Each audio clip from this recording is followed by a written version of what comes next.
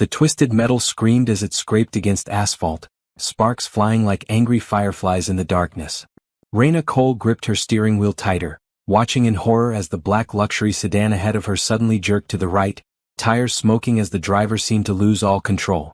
The car flew off the highway, tumbling down the rocky embankment before slamming into a cluster of trees with a sickening crunch. Then came the orange glow flames licking at the crumpled hood, growing bigger by the second. Most people would have called 911 and waited. Raina wasn't most people. She yanked her Honda to the shoulder, hazard lights flashing as she grabbed the tactical knife from her glove compartment and the small fire extinguisher from her trunk. Her heart hammered against her ribs as she scrambled down the slope, loose rocks sliding under her boots. The heat hit her face like a slap when she reached the wreckage. Through the spider-webbed windshield, she could see a man slumped over the steering wheel, blood trickling from his forehead. He wasn't moving. "Hey." She pounded on the driver's side window. "Can you hear me?" Nothing. The flames were spreading, creeping toward the passenger compartment. Raina didn't hesitate. She pulled back and drove her elbow into the window, ignoring the sharp pain as glass shattered around her. Her fingers found the door handle, but it was jammed. The driver's door was completely crushed from the impact. She ran to the passenger side, praying it would open. The handle clicked and the door swung wide. Thank God. Raina crawled across the seat, her lungs burning from the smoke that was starting to fill the cabin. The man was unconscious, his breathing shallow. She could see he was maybe in his early 30s, well dressed in a navy suit that was now torn and bloodied. Come on, she muttered, sawing at his seatbelt with her knife.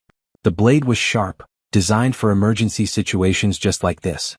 The belt snapped free and she hooked her arms under his shoulders, pulling him toward the passenger door. He was heavier than she expected, dead weight that made her muscles strain. The heat was getting worse. She could hear the fire crackling louder, smell the acrid scent of burning rubber and plastic. Her training kicked in, the same training that had saved her life 5 years ago when 2 men broke into her college apartment.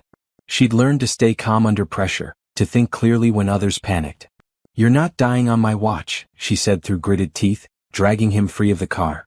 His body was limp, his head lolling against her shoulder as she pulled him away from the wreckage. 20 feet. 30. 50. The gas tank exploded just as she reached the bottom of the embankment, the force of the blast knocking them both to the ground. She threw herself over him, shielding his body with hers as burning debris rained down around them. The heat was intense, singeing the back of her jacket, but they were alive. For a moment, they lay there in the dirt, her face pressed against his chest, feeling the steady rise and fall of his breathing. Then he stirred, a soft groan escaping his lips. "Hey," she said softly, pulling back to look at his face. His eyes were opening, unfocused and confused. "You're okay. You were in an accident, but you're okay." He blinked up at her, his gaze struggling to focus. When he spoke, his voice was barely a whisper. It wasn't an accident." "What?" Raina leaned closer, certain she'd misheard. "Alex did this," he mumbled, his head falling back against the ground. "Alex wanted me dead." Before she could ask what he meant, the sound of sirens filled the air. The ambulance was coming, and she could see the flashing lights of a fire truck approaching on the highway above. Help was here. But as Raina looked down at the man she'd just saved, his words echoed in her mind. It wasn't an accident. Alex did this. She'd thought she was saving someone from a terrible crash, but if he was telling the truth, she'd just saved someone from murder. The paramedics arrived first, their flashlights cutting through the darkness as they made their way down the slope. Raina moved back to give them room, watching as they checked his vital signs and loaded him onto a stretcher. One of them, a woman with kind eyes, approached her. "Are you hurt? You've got some cuts on your arms." Raina looked down and saw the paramedic was right. Her forearms were scratched from the broken glass, and her jacket was singed from the explosion. But she felt fine, running on adrenaline and the satisfaction of knowing she'd done something that mattered. "I'm okay," she said. "Just some scratches." "Is he going to be all right?" "He's stable. Concussion, some cuts and bruises, but nothing life-threatening thanks to you. You saved his life." As they carried him up the embankment, Raina followed, her mind racing. She'd been driving home from a late night at the office. Just another Tuesday evening turned into something she'd never forget. Her name was Raina Cole, and she was a forensic data analyst for Morrison & Associates, a small firm that specialized in financial investigations. She spent her days looking for patterns in numbers, tracking down fraud and embezzlement schemes. She was good at finding the truth hidden in spreadsheets and bank records. But this was different. This was real-world dangerous, not just numbers on a screen. The ambulance doors closed and she watched the red and white vehicle disappear into the night. A police officer approached her, notebook in hand, asking the standard questions about what she'd seen. She told him about the car losing control, about pulling the man from the wreckage, but she didn't mention what he'd said about Alex. Not yet. She needed to understand what she'd stumbled into first. An hour later, she was back in her car, following the ambulance to St. Mary's Hospital. She told herself she just wanted to make sure he was all right, that it was the responsible thing to do. But deep down she knew it was more than that. His words had hooked something inside her, the same instinct that made her excellent at her job. There was a puzzle here and she needed to solve it. The hospital smelled like disinfectant and floor wax, bright fluorescent lights making everything look stark and cold. She found the emergency room and approached the reception desk, where a tired-looking nurse was typing on a computer. "Excuse me," Raina said. "I'm looking for information about a man who was brought in from a car accident about an hour ago. I'm the one who pulled him from the car." The nurse looked up, her expression softening. "Oh, you're the good Samaritan the paramedics were talking about. He's in room 12, getting some stitches. The doctor says he'll be fine. Can I see him? Are you family?" Raina hesitated. "No, but I saved his life. I just want to make sure he's okay." The nurse studied her for a moment, then nodded. "I suppose that's all right. But keep it brief. He needs rest." Room 12 was halfway down the hall, and Raina knocked softly before pushing the door open. The man was sitting up in bed, a bandage across his forehead and his arm in a sling. He looked much better than he had an hour ago, though there were still dark circles under his eyes. When he saw her, his face lit up with recognition. "You're the woman who saved me." "I'm Raina Cole," she said, stepping into the room. "How are you feeling?" "Like I got hit by a truck," he said with a weak smile.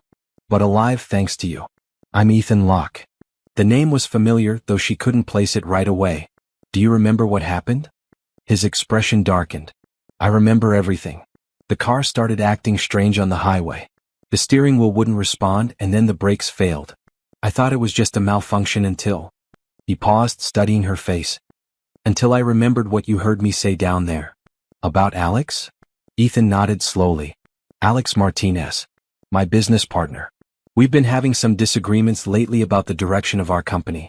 I found some irregularities in our financial records, things that didn't add up. When I confronted him about it, he got angry. Really angry." "What kind of irregularities?" "Money disappearing from accounts, fake vendor payments, that sort of thing. I'm CEO of Locke Technologies. We develop software for financial institutions, ironically enough. The missing money adds up to millions." Raina felt her pulse quicken. Financial fraud was her specialty, the thing she'd spent years learning to detect and trace. "Have you gone to the police?" "Not yet. I wanted to be sure before I made any accusations. Alex has been my partner for 8 years. We built this company together from nothing. If I'm wrong about this..." "But you don't think you're wrong?" "No," Ethan said quietly. "I don't. And after tonight, I'm certain he tried to kill me to keep me quiet." The room fell silent except for the steady beep of the heart monitor. Raina looked at this man she'd just met, seeing the fear and confusion in his eyes. She'd saved his life, but she was starting to realize that might have been the easy part. "What are you going to do?" she asked. "I don't know," he admitted. "I can't trust anyone at the company. Alex has allies there, people who might be involved in this. And I can't prove the car was sabotaged. The police will think I'm paranoid." Raina made a decision that would change both their lives. "I might be able to help you." "How?" "I'm a forensic data analyst. I specialize in financial investigations. If Alex is embezzling money, I can find the evidence." Ethan stared at her for a long moment. "You don't even know me. Why would you want to get involved in this?" It was a good question, one she wasn't entirely sure she could answer. Maybe it was because she'd seen real evil before, had felt helpless against it until she'd learned to fight back. Maybe it was because she recognized something in Ethan's eyes, the same determination she'd felt when she decided to never be a victim again. "Because somebody tried to kill you tonight," she said simply. "And because I have the skills to help you prove it." Outside the hospital window, dawn was starting to break, painting the sky in shades of pink and orange. Raina didn't know it yet, but she'd just taken the first step into a world of corporate corruption and deadly secrets. She'd saved Ethan Locke's life, but now she was about to save his company and maybe find something she'd been missing in her own life. A reason to fight for someone else. The next morning brought a steady drizzle that matched Ethan's mood as he sat in his hospital bed, staring at the business card Raina had left behind. Morrison and Associates, forensic data analyst. He'd looked up her company online and found an impressive track record of exposing corporate fraud. She wasn't just offering to help, she was qualified to help. But trust didn't come easily to Ethan Locke. He'd learned that lesson the hard way when his father's business partner had stolen their family construction company 20 years ago, leaving them with nothing but debt and broken promises. Since then, Ethan had built his walls high and thick, letting very few people close enough to hurt him. Alex Martinez had been one of those people. The door opened and Dr. Peterson entered with a clipboard. "Good news, Mr. Locke. Your CT scan looks normal, and your other injuries are minor. I can discharge you this afternoon." "Thank you," Ethan said, though he wasn't sure where he was supposed to go. His car was a twisted wreck, and he couldn't shake the feeling that someone might be watching, waiting for another chance to finish what they'd started. "There's someone here to see you," Dr. Peterson added. "A woman named Sarah Chen. She says she's your assistant." Ethan's stomach dropped. Sarah had worked for him for 3 years, but she was also close to Alex. How much did she know? How much could he trust her? "Send her in," he said, bracing himself. Sarah burst through the door like a hurricane, her usually perfect composure shattered. Her eyes were red from crying, and she clutched a box of tissues in her hands. "Oh God, Ethan, I was so scared," she said, rushing to his bedside. "When I heard about the accident, I thought you were dead." Her emotion seemed genuine, but Ethan found himself analyzing her every word, looking for signs of deception. This was what Alex had done to him, turned him into someone who couldn't trust even his own employees. "I'm okay, Sarah. How did you hear about it?" "It was on the morning news. They said a car went off Highway 91 and exploded. When I saw it was your license plate number." She shuddered. "What happened?" Ethan studied her face carefully. "The car malfunctioned. The brakes failed." "That's terrible. But thank God that woman was there to help you. The news said she pulled you out just before the car exploded." "She's a hero." "Yes, she is." Ethan made a mental note that the story was already public. That might complicate things if Alex was paying attention to local news. Sarah pulled out her phone. "I've been fielding calls all morning. The board wants to know if you're all right, and there are reporters trying to reach you." "Oh, and Alex called. He's really worried about you." "I'll bet he is," Ethan muttered. "What?" "Nothing. Listen, Sarah, I need you to do something for me, but I need you to keep it absolutely confidential. Can you do that?" Her expression grew serious. "Of course. What do you need?" "I want you to have my car towed to Mitchell's garage instead of the insurance company's preferred shop. Tell them I want a full mechanical inspection before they do anything else." "Why?" Ethan hesitated. Sarah had been loyal to him for 3 years, but she was also friendly with Alex. If he was wrong about his suspicions, he'd be destroying relationships for nothing. But if he was right, "I think someone might have tampered with it." Sarah's eyes widened. "Tampered with it? You mean like, on purpose?" "I can't prove it yet. But I need to know for sure." "Ethan, that's horrible. Who would do something like that?" He didn't answer directly. "Can you arrange the tow without anyone else knowing?" "Yes, but..." "And I need you to compile a list of everyone who had access to my car yesterday. Anyone who was in the parking garage, anyone who might have been near it." Sarah looked confused and frightened. "You really think someone tried to hurt you?" "I think someone tried to kill me," Ethan said quietly. "And until I know who, I can't trust anyone at the company. Not even you." The words stung, he could see it in her face. But he needed her to understand the seriousness of the situation. "I would never hurt you," Sarah said, tears starting to form in her eyes. "You saved my career when no one else would hire me. You gave me a chance when I was nobody." "I know," Ethan said, his voice gentler. "That's why I'm asking for your help. But I need you to be careful. If someone is watching me, they might be watching you too." Sarah nodded, wiping her eyes. "What else do you need?" "I want you to clear my schedule for the rest of the week. Tell everyone I'm recovering from the accident." "And Sarah?" "If Alex asks about me, just tell him I'm resting and not taking visitors." "He's going to want to see you. He's called 5 times already." "I'm sure he has. But I'm not ready to see him yet." After Sarah left, Ethan lay back against his pillows, exhaustion weighing down his eyelids.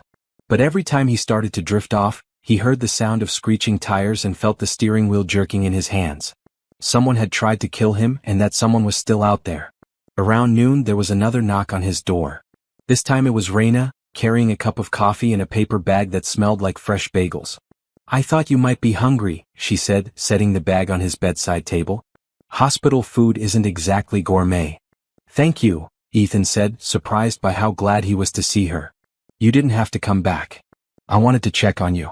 And I've been thinking about what you told me last night."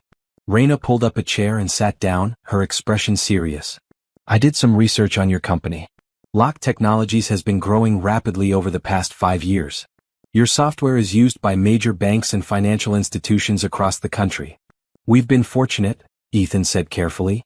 "Your partner, Alex Martinez, has been with the company since the beginning. He handles the financial side while you focus on product development and client relations." "That's right." "Which means he has access to all the company's accounts and financial records." Ethan nodded. "Where are you going with this?" "I want to help you," Raina said simply. "But I need to know exactly what you found that made you suspicious." Ethan studied her face.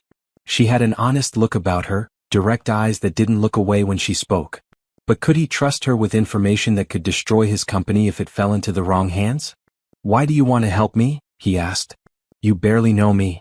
Raina was quiet for a moment, staring at her hands. "When I was in college, 2 men broke into my apartment. They had knives. I managed to get away, but just barely. After that, I learned to fight back. I learned self-defense, emergency response, how to stay calm under pressure. I promised myself I'd never be helpless again." She looked up at him. "Last night, when you said it wasn't an accident, I saw something in your eyes. The same feeling I had when those men were in my apartment. Someone with power was trying to hurt someone without it. I can't walk away from that." Ethan felt something shift in his chest. He'd been alone with his suspicions for weeks, afraid to trust anyone. But Raina had already saved his life once. Maybe it was time to take a chance on someone. 3 weeks ago, I was reviewing our quarterly reports when I noticed some discrepancies," he began. "Payments to vendors I'd never heard of. Services that didn't match any work we'd contracted. When I asked Alex about it, he said they were routine expenses, nothing to worry about. But you didn't believe him. Something felt off. So I started digging deeper. I found a pattern of payments going back 2 years. Always to different companies, always for amounts just under the threshold that would require board approval." "How much money are we talking about?" "Close to $3 million. Raina whistled softly. "That's enough to kill 4. The worst part is I think he's been planning to frame me for it. Some of the fake accounts have my signature on the authorization forms. If this comes out, it won't just destroy the company, it'll destroy me personally." "Do you have copies of the financial records?" "Some. But they're on my work computer and I can't access them from here." Raina stood up. "Then we need to get them." I told you I wanted to help. I meant it." Ethan felt a surge of hope for the first time since the accident. "It's not going to be easy. Alex has been watching me closely since I started asking questions. And if he really did sabotage my car, then we'll be careful," Raina said. "But we can't let him get away with this. If he's willing to kill you to cover up his crimes, what's to stop him from going after someone else?" That afternoon, Ethan was discharged from the hospital. Raina drove him to his apartment, a modern high-rise downtown that felt more like a hotel than a home. As they rode the elevator to the 20th floor, he found himself studying her profile. She was beautiful, with high cheekbones and intelligent eyes, but there was something else about her, a quiet strength that made him feel safe for the first time in weeks. "Nice place," Raina said as they entered his apartment. Floor-to-ceiling windows offered a view of the city, and the furniture was expensive but impersonal. "It's convenient," Ethan said, realizing how empty his life must look to an outsider. "I spend most of my time at the office anyway." "What about family? Friends?" "Not much of either. I tend to keep to myself." Raina nodded as if she understood. "Me too. It's easier that way." They spent the next hour planning their approach. Ethan would return to work the next day, acting as if nothing had changed. Meanwhile, Raina would visit the office under the pretense of discussing a potential consulting contract. It would give her a chance to observe the office dynamics and maybe get a look at Alex without arousing suspicion. "What if he recognizes you from the news coverage?" Ethan asked. "The news didn't show my face, just mentioned that a good Samaritan had helped rescue you. Besides, I clean up well." As evening approached, Raina prepared to leave. "I'll pick you up at 8 tomorrow morning. We'll drive to the office together." "Raina," Ethan said as she reached for the door handle. "Thank you. I know you're taking a risk helping me." She turned back to him, her expression serious. Just promise me something. If this gets dangerous, if you think Alex is onto us, you'll let me know immediately. I'm not going to let anything happen to you. After she left, Ethan stood at his window watching the city lights twinkle below. For the first time in years, he didn't feel completely alone. Raina Cole had walked into his life at the worst possible moment, and somehow she'd become the best thing about it. He just hoped he wasn't putting her in danger too. The next morning, Raina arrived at Ethan's apartment building at exactly 8 o'clock, wearing a crisp navy business suit and carrying a leather briefcase. She traded her usual casual attire for the polished look of a professional consultant, complete with understated jewelry and low heels. When Ethan saw her in the lobby, he barely recognized her. "You weren't kidding about cleaning up well?" he said, impressed. "I figured if I'm going to play the part of a forensic consultant, I should look the part." She handed him a business card. "I made some temporary cards for Morrison & Associates. If anyone asks, I'm there to discuss a routine compliance audit." During the drive to Lock Technologies, they went over their plan once more. Ethan would introduce Raina to key staff members, giving her a chance to observe office dynamics and identify potential allies. Most importantly, she needed to get a read on Alex Martinez without raising his suspicions. "What's he like?" Raina asked as they pulled into the parking garage. "Charming. Confident. He's the kind of person who can make you believe anything he's saying, even when you know he's lying." Ethan's voice was bitter. "That's how he fooled me for so long." Lock Technologies occupied 3 floors of a modern glass building in the business district. The lobby was sleek and professional, with the company logo prominently displayed behind the reception desk. Ethan led Raina to the elevator, his posture tense as they rode up to the executive floor. "Mr. Locke." Sarah rushed over as soon as they stepped off the elevator. "You shouldn't be here. The doctor said you need rest." "I'm fine, Sarah. Just some meetings I can't postpone." He gestured toward Raina. "This is Raina Cole from Morrison & Associates. She's here to discuss a potential consulting contract." Sarah's face lit up with recognition. "You're the woman who saved his life." "I just happened to be in the right place at the right time," Raina said modestly. "Well, thank goodness for that. I don't know what we would have done if—" Sarah's voice trailed off and she shook her head. "I'm sorry, I'm being unprofessional. It's just been such a shock." "I understand," Raina said gently. "It must be difficult for everyone who cares about him." As they walked through the office, Ethan pointed out key personnel. Jerome Washington, the IT director, was a tall man with graying hair who'd been with the company for 4 years. Linda Rodriguez, the head of human resources, was in her 50s with a warm smile but sharp eyes. David Kim, the lead developer, was young and energetic, clearly devoted to his work. "And that's Alex's office," Ethan said, nodding toward a corner office with glass walls. Through the transparent walls, Raina could see a man in his late 30s with dark hair and an expensive suit, talking animatedly on the phone. "He's good-looking," Raina observed. "And he knows it. Alex has always been the face of the company while I stayed in the background. He's great with clients and investors." "Great at manipulating people, you mean?"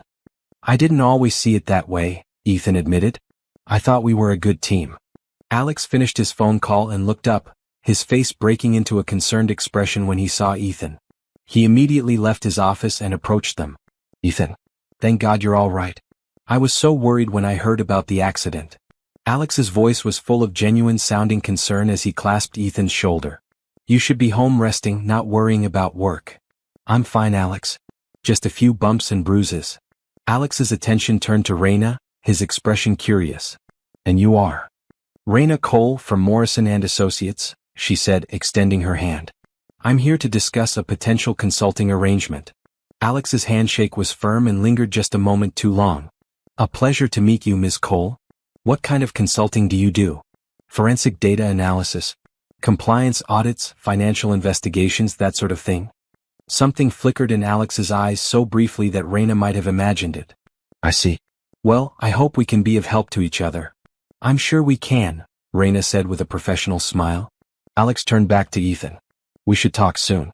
There are some urgent matters that need your attention." "Of course. Later this afternoon?" "Perfect.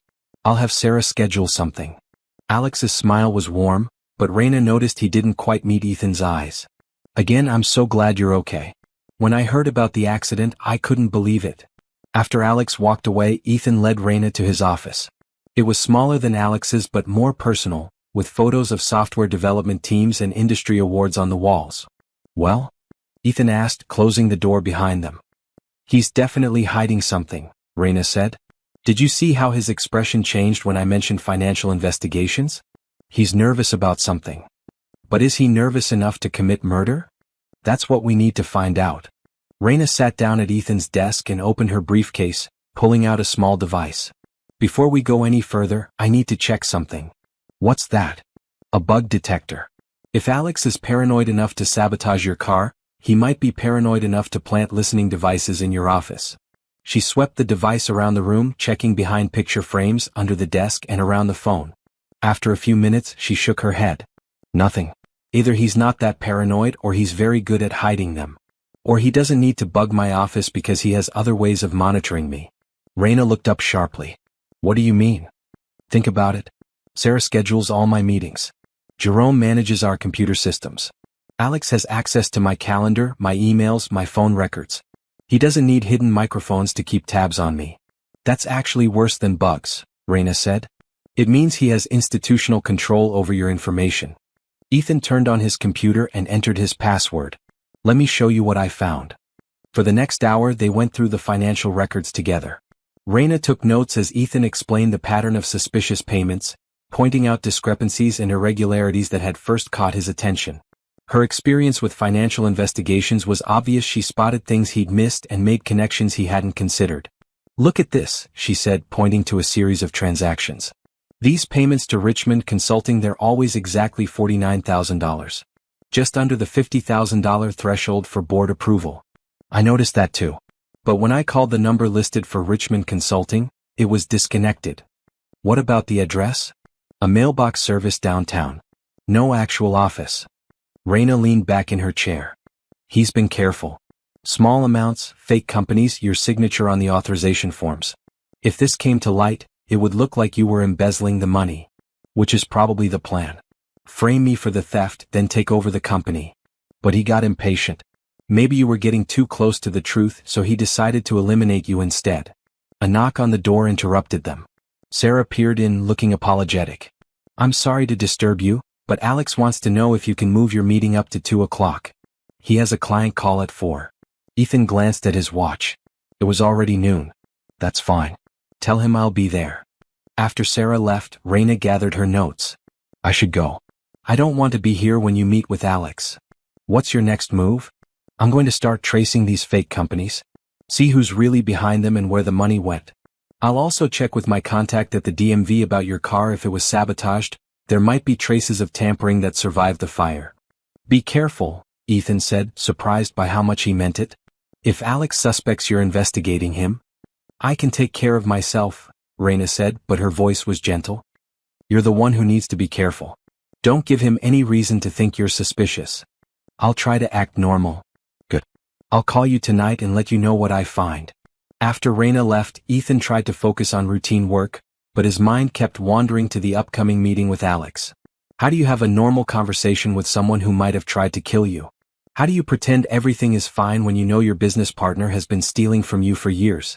At 2 o'clock, he walked to Alex's office, his palms sweating despite the air conditioning. Alex looked up from his computer with a warm smile. Ethan, come in, sit down. How are you feeling? Better. Still a little sore, but nothing serious. That's good to hear. I have to tell you, when I got the call about the accident, I was terrified. The thought of losing you. Alex shook his head. We've been through so much together. Building this company from nothing, dealing with all the challenges over the years. I can't imagine doing this without you. The words sounded sincere, but Ethan found himself analyzing every inflection, looking for signs of deception. Was Alex really that good an actor, or was Ethan letting paranoia cloud his judgment? I'm not going anywhere, Ethan said. Good.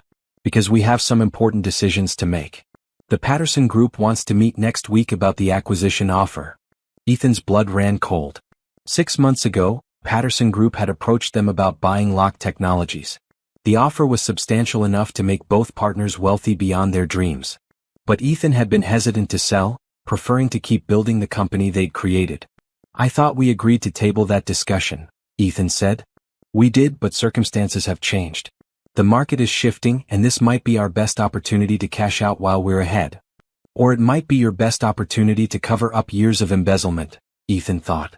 If the company was sold, the financial irregularities might never come to light. I still think we should wait, Ethan said carefully. We're just hitting our stride. Why sell now? Alex's expression hardened slightly. Because sometimes you have to know when to walk away. We've been fortunate so far, but the tech industry is unpredictable. One wrong move, one bad quarter, and everything we've built could disappear. Is that a threat? Of course not. I'm just being realistic about the risks we face. They talked for another 20 minutes, covering routine business matters, but Ethan could feel the tension beneath the surface. Alex was pushing harder than usual, more insistent about his opinions. There was an edge to his voice that hadn't been there before. As Ethan prepared to leave, Alex stood up and walked around the desk. I'm glad you're okay, he said, placing a hand on Ethan's shoulder. I know we don't always see eye to eye on business matters, but you're like a brother to me. I hope you know that. I know, Ethan lied. That evening, Ethan sat in his apartment, staring at the city lights and waiting for Raina's call. When his phone finally rang at 8 o'clock, he grabbed it eagerly. What did you find? He asked without preamble. Good news and bad news, Raina said. The good news is that Mitchell's garage found evidence of tampering with your car. The brake lines were cut, but in a way that would make them fail gradually rather than immediately. Whoever did it wanted it to look like an accident. Ethan's stomach clenched. Hearing the confirmation made it real in a way he hadn't expected. And the bad news? The evidence was destroyed in the fire. We know what happened, but we can't prove it in court. So we're back to square one. Not exactly. I've been tracing the fake companies and I found something interesting. Richmond Consulting, the company that received those $49,000 payments? It's connected to a bank account in the Cayman Islands. Offshore banking. Of course. It gets better. The account was opened with a fake ID, but the signature matches other documents I found. Financial records, lease agreements, that sort of thing. You found Alex's signature? I found someone's signature. But here's the really interesting part: the bank account received deposits from 3 other fake companies that also did business with Lock Technologies. We're not talking about $49,000 here and there. We're talking about systematic theft over multiple years. Ethan felt a surge of anger. How much? Based on what I've traced so far? At least $6 million. $6 million? Ethan couldn't finish the sentence. It was worse than he'd imagined. There's more.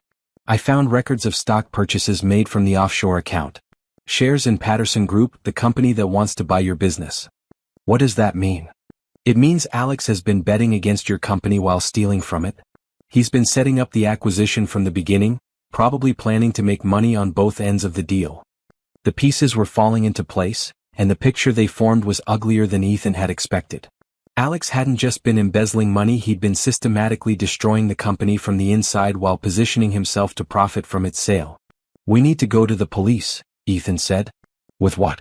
Financial records that show suspicious transactions? A car accident that destroyed the evidence of sabotage? We need something concrete, something that directly links Alex to the theft. What do you suggest?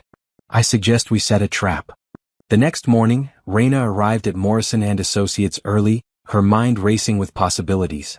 She'd spent most of the night analyzing the financial records Ethan had given her, and the pattern was becoming clearer. Alex Martinez wasn't just stealing money, he was systematically destroying Lock Technologies from within while positioning himself to profit from its collapse. Her office was small but efficient, with 2 monitors displaying spreadsheets and database searches. She'd learned to love the quiet satisfaction of following digital breadcrumbs, connecting dots that others missed. But this case was different. This time it was personal. Around 9 o'clock her phone rang. It was Ethan. Alex just called an emergency board meeting for this afternoon, he said, his voice tight with stress. He says there are some financial irregularities that need to be addressed immediately. Raina's blood went cold. He's making his move. That's what I'm afraid of. If he presents altered records to the board, he can make it look like I've been embezzling money while positioning himself as the hero who discovered the theft. How long do we have? The meeting is at 3 o'clock. 5 hours. That's not enough time to build a comprehensive case, but it might be enough to gather the evidence we need to expose him. What do you need from me? Access to the company's main server. I need to see the original financial records before Alex has a chance to alter them. Jerome controls the server access. I trust him, but I'm not sure how much I should tell him. Tell him just enough to get me what I need. If he's loyal to you, he'll help. If he's not, then we'll know soon enough.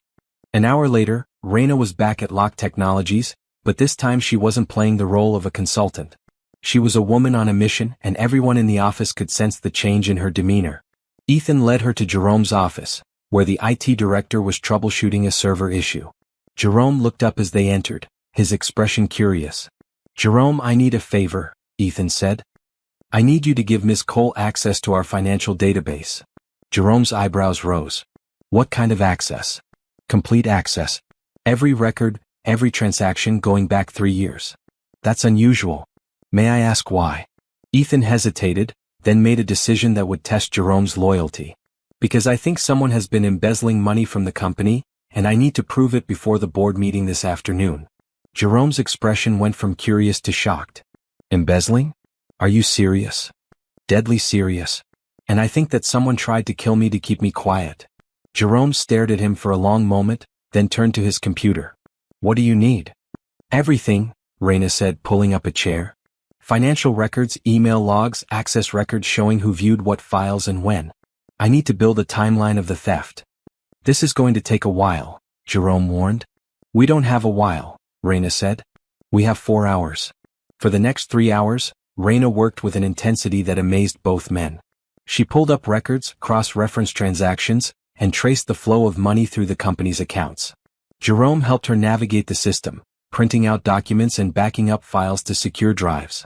"Look at this," Raina said, pointing to her screen. "Someone has been systematically deleting email records. But they didn't realize that deleted emails are backed up to the server for 90 days. "Can you recover them?" Ethan asked. "Jerome can." "Jerome, I need you to restore the deleted emails for the past 3 months. Specifically, anything involving Alex Martinez and external vendors." Jerome's fingers flew over the keyboard. "This is going to take about 20 minutes. While they waited, Raina continued analyzing the financial data.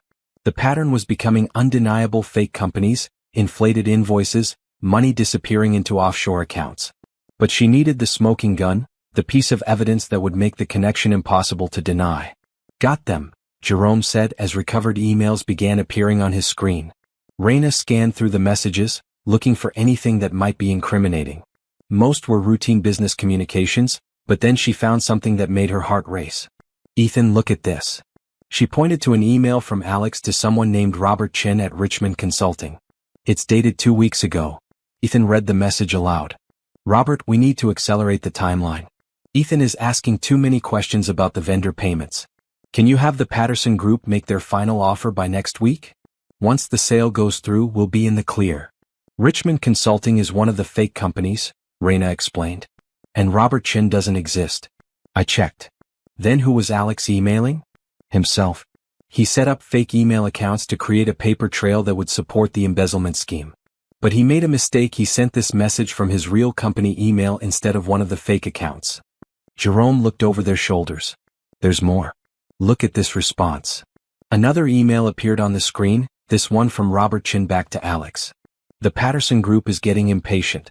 They want to close the deal as soon as possible. If Ethan won't agree to the sale, we may need to consider other options." "Other options," Ethan repeated. "Like sabotaging my car." "It's not explicit enough to prove attempted murder," Raina said. "But it's definitely conspiracy to commit fraud." "There's something else," Jerome said quietly. "I've been monitoring the system, and Alex has been accessing these files all morning. He's been deleting records and altering documents." "Can you prove it?" "I have logs showing every change he's made with timestamps." "He's been busy." Raina felt a surge of excitement. "That's tampering with evidence. Even if we can't prove he tried to kill you, we can prove he's been destroying records to cover up the theft. We need to stop him before he can do any more damage," Ethan said. "Already on it," Jerome said, his fingers flying over the keyboard. "I'm locking down his access to the financial systems. He won't be able to make any more changes." "Won't he notice?" "Not until he tries to log in. And by then it'll be too late." Raina gathered all the evidence. They'd collected: the financial records, the recovered emails, the access logs showing Alex's attempts to cover his tracks. It was a compelling case, but she knew they needed more than just digital evidence. "We need to catch him in the act," she said. "If he's planning to present altered records to the board, we need to be there to challenge him." "The board meeting is in 30 minutes, Ethan said. "Then we'd better get ready." As they prepared to leave Jerome's office, Raina noticed something on one of the monitors. "Jerome, what's that?" He looked where she was pointing. "It's the building's security system. I help maintain it as part of my IT duties. Can you access the parking garage cameras?" "Sure, why?" "I want to see if anyone was near Ethan's car the night before the accident." Jerome pulled up the security footage, scrolling back to the day of the accident. They watched as employees came and went from the parking garage, but nothing seemed unusual until Jerome paused the video. "There," he said, pointing to a figure in dark clothing. "Someone's near your car." The image was grainy, but they could see someone crouched beside Ethan's car, working on something near the front wheel. The timestamp showed it was after midnight, long after the office had closed. "Can you enhance the image?" Raina asked. Jerome worked on the footage, adjusting the contrast and brightness. Slowly the figure became clearer. It was a man average height, wearing gloves and a baseball cap pulled low over his face. "I can't make out the face," Jerome said. "What about the license plate of that car in the background?" Jerome enhanced that portion of the image. The license plate was partially visible, and Raina quickly wrote down the numbers. "I'll run this through the DMV database," she said. "If we can identify the car, we might be able to identify the person." "We don't have time for that now," Ethan said. "The board meeting is starting in 15 minutes. "Then let's go," Raina said, gathering her evidence. "It's time to expose Alex Martinez." As they walked toward the conference room, Raina felt the familiar rush of adrenaline that came with closing a case. But this time, it was mixed with something else, a fierce protectiveness toward the man walking beside her. Ethan had been betrayed by someone he trusted, and she was going to make sure Alex paid for what he'd done. The conference room was already filling up when they arrived. The board members were settling into their seats, and Alex was at the head of the table, arranging papers and preparing his presentation. He looked up as they entered, and Raina saw a flicker of surprise in his eyes. "Ethan," Alex said smoothly. "I'm glad you could make it. Are you feeling well enough to participate?" "I'm feeling much better," Ethan said, taking his seat. "In fact, I've been doing some investigating of my own." Alex's smile faltered slightly. "Investigating? Into the financial irregularities you mentioned. I think the board will be very interested in what I've found." The boardroom fell silent as Ethan took his seat, Raina standing behind him with a folder of evidence in her hands. The 6 board members, all respected business leaders who had invested in Lock Technologies, looked between Ethan and Alex with growing concern. "Before we begin," Alex said, his voice steady despite the obvious tension, "I should mention that there's been a development in our investigation. I've discovered some serious financial irregularities that need immediate attention." "What kind of irregularities?" asked Margaret Foster, the board's chairwoman and a retired banking executive. Alex opened his laptop and projected a spreadsheet onto the conference room screen. "Unauthorized payments to fake vendors, signatures on documents that don't match our approval process, and money being transferred to offshore accounts. I'm afraid it appears that someone has been embezzling funds from the company." The board members murmured among themselves, studying the projected data. Raina noticed that Alex's presentation was polished and professional, designed to lead to an inevitable conclusion. "The evidence points to a systematic theft over the past 2 years," Alex continued. "Someone with access to company accounts has been stealing money through fake vendor payments and falsified invoices." "How much money are we talking about?" asked board member Robert Hayes. "Approximately $2.8 million. The number was significantly lower than what Raina had calculated, but she understood Alex's strategy. He was presenting a partial picture of the theft, enough to justify action, but not enough to reveal the full scope of his crimes. "Who has access to authorize these kinds of payments?" Margaret asked. Alex hesitated, as if reluctant to answer. "As CEO, Ethan has the authority to approve vendor payments up to $50,000. Most of these transactions fall just under that threshold." The implication was clear, and Raina saw the board members looking at Ethan with suspicion. Alex was setting him up perfectly, presenting himself as the loyal partner who discovered his colleague's betrayal. "That's an interesting theory," Ethan said, standing up. "But I think the board deserves to hear the whole story." "Ethan," Alex said, his voice filled with false concern, "I know this is difficult, but we need to tell the truth," Ethan interrupted. "Raina, would you please show the board what we discovered?" Raina stepped forward and connected her laptop to the projector. The screen filled with financial records, email logs, and transaction histories that painted a very different picture than the one Alex had presented. "Ladies and gentlemen," Raina began, My name is Raina Cole and I'm a forensic data analyst. Mr. Locke asked me to investigate these financial irregularities, and what I found is far more complex than what you've been shown. She clicked through the presentation showing the pattern of fake companies, offshore accounts, and systematically altered records. The board members listened intently as she explained how the theft had been orchestrated. The actual amount stolen is closer to $6 million, Raina said. And the evidence shows that the theft was carried out by someone with intimate knowledge of the company's systems and procedures. This is absurd, Alex said, but his voice lacked conviction. Where did you get this information? From your own computer, Raina replied. Including the deleted emails that you thought were permanently erased. She displayed one of the recovered emails on the screen, the message from Alex to the fake Robert Chen about accelerating the timeline. The board members read it in stunned silence. This email was sent from your company account, Raina continued, to a fake email address that you created. Robert Chen doesn't exist. Richmond Consulting doesn't exist. They're all part of an elaborate scheme to embezzle money from Locke Technologies. Alex's face had gone pale, but he fought back. This is clearly fabricated. Anyone can create fake emails. Ethan is trying to frame me for his own crimes. Then explain this, Raina said, displaying the access logs. These records show that you've been accessing and altering financial documents all morning, deleting records and changing transaction histories. Why would you do that if you were innocent? I was trying to preserve evidence. By destroying it? Ethan stood up, his voice filled with barely controlled anger. Alex, I trusted you. We built this company together. How could you steal from us? How could you try to kill me? Kill you? Alex's voice cracked. What are you talking about? My car accident wasn't an accident. Someone cut my brake lines. The board members looked shocked. Margaret Foster leaned forward. Are you saying someone attempted to murder you? I'm saying someone sabotaged my car to prevent me from exposing this theft, Ethan replied. And when that failed, they called this emergency board meeting to try to frame me instead. Alex stood up abruptly. This is insane. You're all insane. I'm not going to sit here and listen to these accusations. Sit down, Alex, Margaret said firmly. We're not finished. Yes, we are. Alex grabbed his laptop and headed for the door. I'm calling my lawyer. Jerome locked down your access to the financial systems, Raina called after him. You can't delete any more evidence.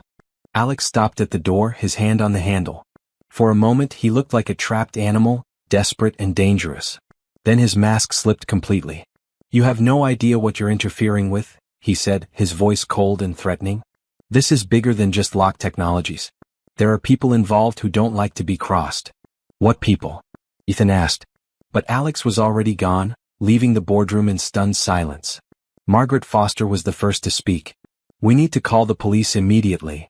Already on it, Raina said, pulling out her phone. But we need to make sure Alex doesn't destroy any more evidence or flee the country. As she dialed 911, Ethan walked to the window and looked out at the parking garage. There, he said, pointing. Alex is getting into his car. They watched as Alex's silver BMW pulled out of the garage and disappeared into traffic. Raina finished her call to the police and turned to the board members. The police are on their way, she said. But Alex has a head start. If he's planning to run, he might be gone before they can arrest him. What about the money? Asked Robert Hayes. Can we recover it? Some of it, Raina replied. The offshore accounts are harder to trace, but we have evidence of the transactions. With time, we can probably recover a significant portion of the stolen funds. Margaret Foster looked at Ethan. I owe you an apology. When Alex presented his evidence, I was prepared to believe that you were responsible for the theft. He's very convincing, Ethan said. He had me fooled for 8 years. What happens now? Asked another board member. Now we let the police do their job, Raina said. And we start the process of rebuilding the company. But even as she spoke, Raina felt uneasy. Alex's parting words echoed in her mind. There are people involved who don't like to be crossed. The theft might have been just the beginning of something larger and more dangerous. An hour later, the police had arrived and taken statements from everyone present. Detective Maria Santos, a sharp-eyed woman in her 40s, seemed particularly interested in the evidence Raina had gathered. This is excellent work, Detective Santos told her. But I have to ask, are you sure Alex Martinez is acting alone? What do you mean? Embezzling $6 million is one thing. Attempting murder is another. That's a significant escalation, and it suggests he might be under pressure from someone else. Raina nodded. He mentioned the Patterson Group in his emails. They're the company that wants to buy Lock Technologies. We'll investigate that connection, Detective Santos said. In the meantime, I want you both to be careful. If Alex is desperate enough to try to kill once, he might try again. As the police finished their work and the board members left, Ethan and Raina found themselves alone in the conference room. The adrenaline was wearing off, leaving them both exhausted. What now? Ethan asked. Now we wait, Raina said. The police will hunt for Alex and we'll work on recovering the stolen money. But it's going to take time. I can't believe it's over. It's not over, Raina said quietly. Alex is still out there and he's desperate. Desperate people do unpredictable things. As if summoned by her words, Ethan's phone rang. He looked at the caller ID and frowned. It's Alex. Don't answer it, Raina warned. But Ethan was already sliding his finger across the screen. Alex. Ethan, we need to talk. I think we've said everything we need to say. No, we haven't. You don't understand what you've done. You've put both of us in danger. What are you talking about? Meet me at the warehouse on Harbor Street. Come alone and don't bring the police. If you do, people are going to get hurt. Alex. The line went dead. Ethan stared at his phone, his face pale. What did he say? Raina asked. He wants to meet. He says we're both in danger. It's a trap. Probably. But what if he's telling the truth? What if there are other people involved? Raina studied his face. You're thinking about going, aren't you? I have to know the truth. Then we're going together. He said to come alone. I don't care what he said. I'm not letting you face him alone. Ethan looked into her eyes and saw the same determination that had made her pull him from a burning car. Okay, he said. But we're calling Detective Santos first. Agreed. But Ethan? Yeah. Whatever happens, we stick together. No matter what Alex says, no matter what he threatens, we don't separate. I wouldn't have it any other way. As they prepared to leave the office, neither of them noticed the figure watching from the parking garage, a man in a dark jacket who'd been waiting for them to make their next move. The warehouse on Harbor Street sat in the industrial district, surrounded by empty lots and abandoned buildings. It was exactly the kind of place where someone might go to have a conversation they didn't want overheard or to make someone disappear. Raina and Ethan sat in her car 2 blocks away, watching the building through binoculars while they waited for Detective Santos and her backup team to get into position. The late afternoon sun cast long shadows across the deserted street, and the only sounds were the distant hum of traffic and the occasional cry of seagulls from the nearby harbor. Second thoughts? Raina asked, lowering her binoculars. About 100 of them, Ethan replied. But we need to know what Alex meant about other people being involved. He could be lying. Trying to manipulate us one more time. Maybe. But his voice on the phone, he sounded scared. Really scared. Raina's radio crackled to life. This is Detective Santos. We're in position. Remember, your job is to get him talking. We'll handle the rest. Copy that, Raina replied. She looked at Ethan. Ready? As ready as I'll ever be. They got out of the car and walked toward the warehouse, their footsteps echoing in the empty street. The building was old and weathered, with broken windows and graffiti covering the walls. A sign by the entrance read Hartwell Storage for Lease. The main door was unlocked. They pushed it open and stepped into a vast, dimly lit space filled with shadows and the smell of dust and decay. Their footsteps echoed in the emptiness as they made their way deeper into the building. Alex. Ethan called out. We're here. Over here, came a voice from the far end of the warehouse. They found Alex sitting on a wooden crate, his expensive suit rumpled and his face haggard. He looked like he'd aged 10 years in the past few hours. When he saw them, he stood up slowly, his hands visible and empty. Thank you for coming, he said, his voice hoarse. What do you want, Alex? Ethan asked. I want to explain. I want you to understand why I did what I did. You mean why you stole $6 million? Why you tried to kill me? Alex flinched. I never wanted to hurt you. That was never part of the plan. Whose plan? Raina asked, stepping forward. Who else is involved? Alex looked at her with a mixture of fear and resignation. You really don't know, do you? You think this is just about embezzlement. Then tell us what it's really about. Alex ran his hands through his hair, a gesture Ethan recognized from years of working together. 3 years ago I got into trouble. Gambling debts. Bad investments. I owed money to people who don't take no for an answer. So you started stealing from the company, Ethan said. I started borrowing from the company. I was going to pay it back, I swear. But then the debts kept growing and the people I owed money to started making threats. What kind of threats? The kind that involve your family disappearing. Alex's voice was barely above a whisper. They said if I didn't pay up, they'd hurt my sister, my nephew. So I took more money and more until I was in so deep I couldn't see a way out. Raina felt a chill run down her spine. Who are these people? They call themselves investors, but they're really loan sharks. High-end loan sharks who lend money to people like me, people with access to large amounts of cash. And the Patterson Group? Alex laughed bitterly. The Patterson Group is their front company. They've been pressuring me to push through the sale so they can get their money back with interest. How much interest? $12 million. Double what I borrowed. Ethan stared at his former partner. So you were going to sell our company to pay off your gambling debts? I was going to save both our lives. These people don't just want money, Ethan. They want control. If the sale goes through, they'll have a legitimate business to launder money through. If it doesn't, he trailed off. If it doesn't, they'll kill us, Raina finished. They'll kill everyone who knows about their operation.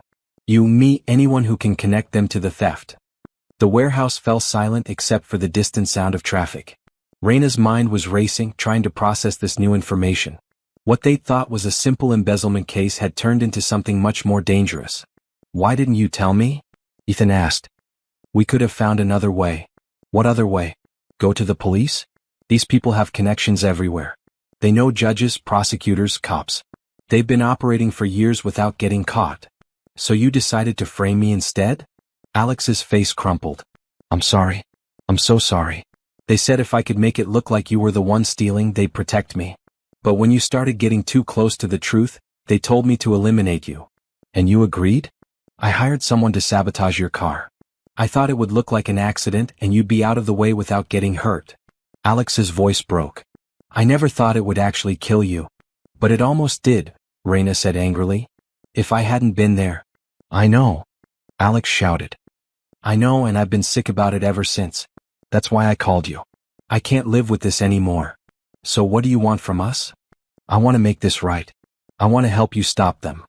Ethan studied his former partner's face. How? I have records. Names, bank accounts, meeting locations. Everything I know about their operation. In exchange for what? Protection. For me and my family. These people will kill us all if they find out I'm talking to you. Raina touched the radio in her pocket, considering whether to signal Detective Santos. But something Alex had said made her hesitate. You said they have connections in law enforcement, she said. How do we know we can trust the police? We don't, Alex replied. But what choice do we have? Before anyone could answer, they heard the sound of car engines outside. Multiple vehicles approaching fast. Did you call the police? Alex asked, his face going pale. Yes, Ethan said. Detective Santos is. No. Alex was backing away, his eyes wide with terror. Those aren't police cars. Listen to the engines. Raina listened and realized he was right. The vehicles approaching were powerful and expensive, not standard police cruisers. And there were too many of them. We need to get out of here, she said, grabbing Ethan's arm. There's a back exit, Alex said, pointing toward the rear of the warehouse. But they'll have people there too.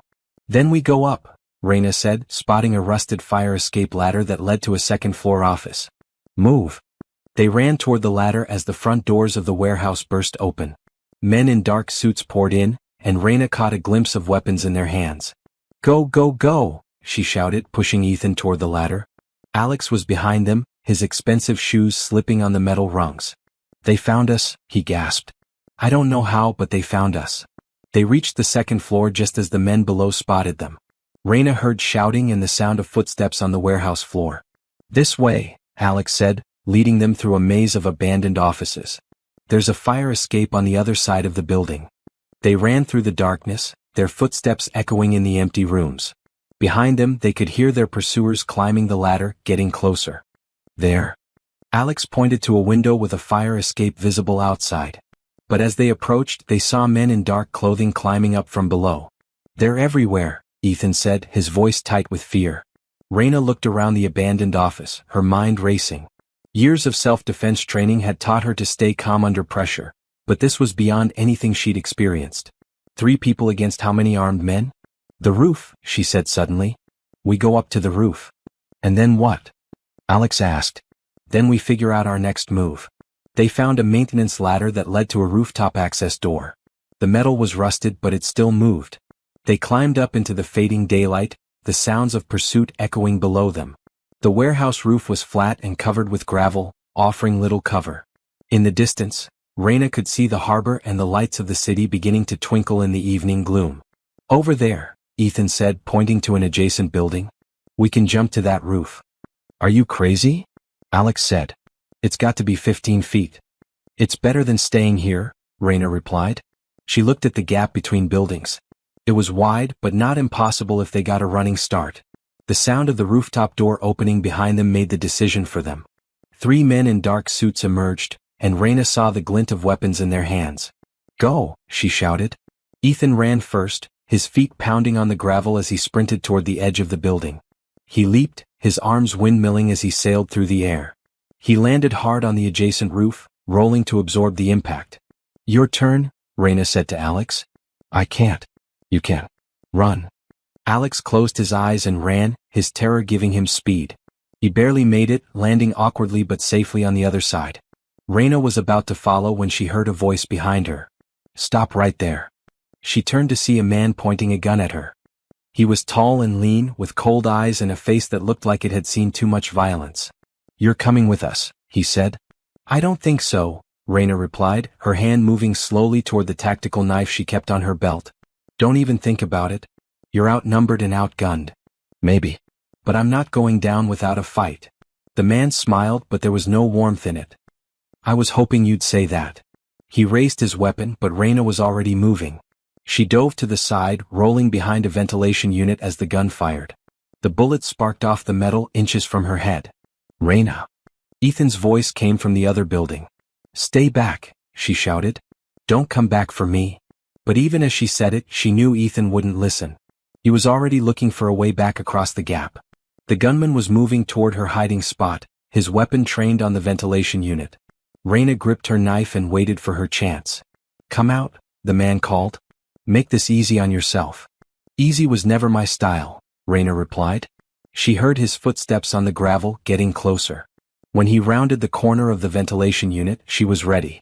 She lunged forward, her knife aimed at his weapon hand. He was faster than she expected, but not fast enough. The blade caught his wrist and he dropped the gun with a curse. Raina rolled away, coming up in a fighting stance. "You're going to regret that," the man said, pulling out a second weapon. But before he could use it, there was a shout from the other side of the roof. Detective Santos and her team had finally arrived, their own weapons drawn.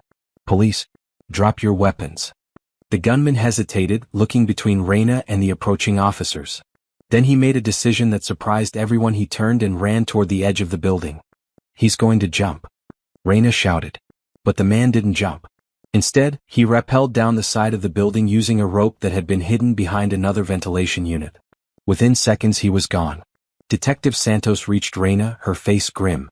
"Are you hurt?" "I'm fine. But there are more of them. At least 2 other men, maybe more. We'll search the building." "Where are Mr. Locke and Martinez?" Raina pointed to the adjacent building. "Over there. They're safe for now." As the police secured the warehouse, Raina found herself thinking about what Alex had told them. If he was telling the truth, they weren't just dealing with embezzlement anymore. They were dealing with organized crime, people who had the resources and connections to make them all disappear. An hour later, they were back at the police station, giving statements and trying to make sense of what had happened. Alex had provided Detective Santos with a detailed account of his dealings with the loan sharks, including names, locations, and bank account numbers. "This is bigger than we thought," Detective Santos admitted. "These people have been operating for years, using legitimate businesses as fronts for money laundering and extortion." "What about the Patterson Group?" Ethan asked. "We're investigating, but it's going to take time. Companies like this are experts at covering their tracks." "And in the meantime?" Raina asked. "In the meantime, you're all in danger. I'm arranging for protection, but I can't guarantee your safety indefinitely." As they left the police station, Ethan and Raina found themselves alone in the parking lot. The evening air was cool, and the stress of the day was finally catching up with them. "I'm sorry," Ethan said quietly. "For what?" "For getting you involved in this. When I told you about the embezzlement, I had no idea it would lead to this." Raina looked at him, seeing the guilt and fear in his eyes. "You didn't get me involved. I chose to help you. You could have been killed today. But I wasn't." We both made it out alive. They stood in silence for a moment, the weight of what they'd been through settling between them. Then Ethan spoke again. What happens now? Now we find somewhere safe to stay while the police do their job. And we figure out how to rebuild your company. Our company, Ethan corrected. I want you to stay, Raina. As head of security and internal affairs. After what you've done, I can't imagine running the company without you. Are you offering me a job? I'm offering you a partnership. In every sense of the word. Raina felt something shift inside her chest. Over the past few days, she'd found herself caring about Ethan in a way that went beyond professional interest. He was kind, intelligent, and brave, and he trusted her with his life. I'd like that, she said softly. Good. Because I have a feeling we're going to need each other for what's coming next. As they walked to her car, neither of them noticed the figure watching from across the street, a man in a dark jacket who'd been following them since they left the warehouse. The people Alex owed money to weren't done with them yet. The safe house was a nondescript apartment in a middle-class neighborhood, the kind of place that blended into the background. Detective Santos had arranged for them to stay there while the police investigated the loan shark operation, but Raina knew it was only a temporary solution. She sat at the kitchen table with her laptop, going through the financial records Alex had provided. Ethan was across from her, making notes on a legal pad, while Alex himself sat in the living room, staring out the window with the hollow expression of a man who'd lost everything. Look at this, Raina said, pointing to her screen. The Patterson Group has been involved in at least 6 other acquisitions over the past 2 years. All of them were companies whose owners had borrowed money from the same loan sharks. A pattern, Ethan observed. More than that. It's a business model. They target successful business owners, get them into debt, then force them to sell their companies at below-market prices. And if the owners refuse? Then they have accidents. Or their families do. Ethan leaned back in his chair. We need to stop them. The police are working on it, but these people have been operating for years. They know how to cover their tracks.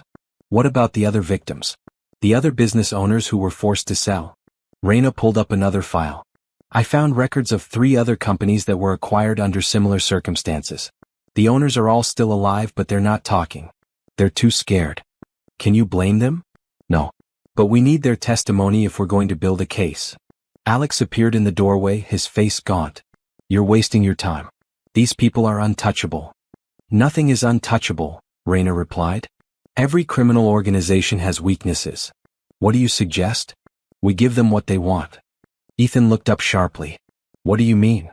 We agree to sell the company to the Patterson Group. But we do it on our terms, with conditions that will expose their operation. That's insane, Alex said. They'll kill us as soon as the sale goes through. Not if we're smart about it. We set up the sale as a trap, with law enforcement ready to move in when they make their next move. Ethan studied her face. What kind of trap? We agreed to meet with them to finalize the sale. But we insist on cash payment, all $12 million in untraceable bills. That much cash will be hard to move discreetly. And we make sure the police are watching when they try to transport it. Money laundering on that scale requires infrastructure vehicles, safe houses, people to count and package the cash. If we can catch them in the act, we can bring down the entire operation. What if they suspect it's a trap? Then we make sure they don't suspect. We play our parts, perfectly scared victims who just want to get out alive. Alex shook his head. You don't understand these people. They're not stupid. They've been doing this for years. Then we'll have to be smarter than them.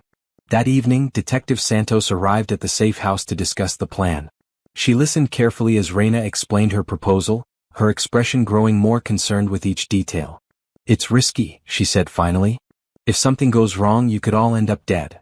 If we don't try, we'll spend the rest of our lives looking over our shoulders, Ethan replied. And they'll just find other victims. What do you need from us? Surveillance teams, recording equipment, and backup units positioned around the meeting location. We'll need to be able to track their movements and identify their associates. And if they try to kill you during the meeting? Then you'll be there to stop them. Detective Santos was quiet for a long moment. I'll need to clear this with my superiors. An operation this size requires federal involvement. How long will that take? A few days. Maybe a week. We don't have a week, Alex said. They're already suspicious. If we wait too long, they'll disappear. Then we'd better work fast, Raina said. The next morning, Ethan made the call from a secure phone line the police had provided. The number Alex had given them connected to a voicemail system with a generic greeting. "This is Ethan Locke," he said after the beep. "I'm ready to discuss the sale of Locke Technologies. I want to meet with your people as soon as possible." The response came 2 hours later. A man with a smooth voice and a slight accent called back. "Mr. Locke, I'm glad you've come to your senses. We can meet this afternoon to discuss the terms." "I want to do this right," Ethan said, following the script they'd prepared. "Full cash payment, no banks involved. Can you arrange that?" "Of course. $12 million as agreed. We'll meet at the Harborview restaurant at 3 o'clock. Just me and Alex? And one representative from our side. Keep it simple." After he hung up, Ethan looked at Raina. "They agreed to the cash payment. They're not suspicious. Or they're better actors than we are," Alex said nervously. "Either way, we're committed now." They spent the rest of the morning preparing. Detective Santos briefed them on the surveillance equipment. They'd be wearing tiny cameras and microphones that would record everything. FBI agents would be positioned around the restaurant, ready to move in if things went wrong.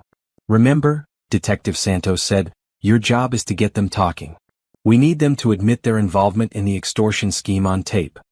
"What if they don't confess?" Ethan asked. "Then we'll have to find another way to build a case. But this is our best chance to get the evidence we need." The Harborview restaurant was an upscale establishment with a view of the marina. Ethan and Alex arrived first, taking a table by the window where they could see the parking lot. Both men were nervous, but they tried to act normal.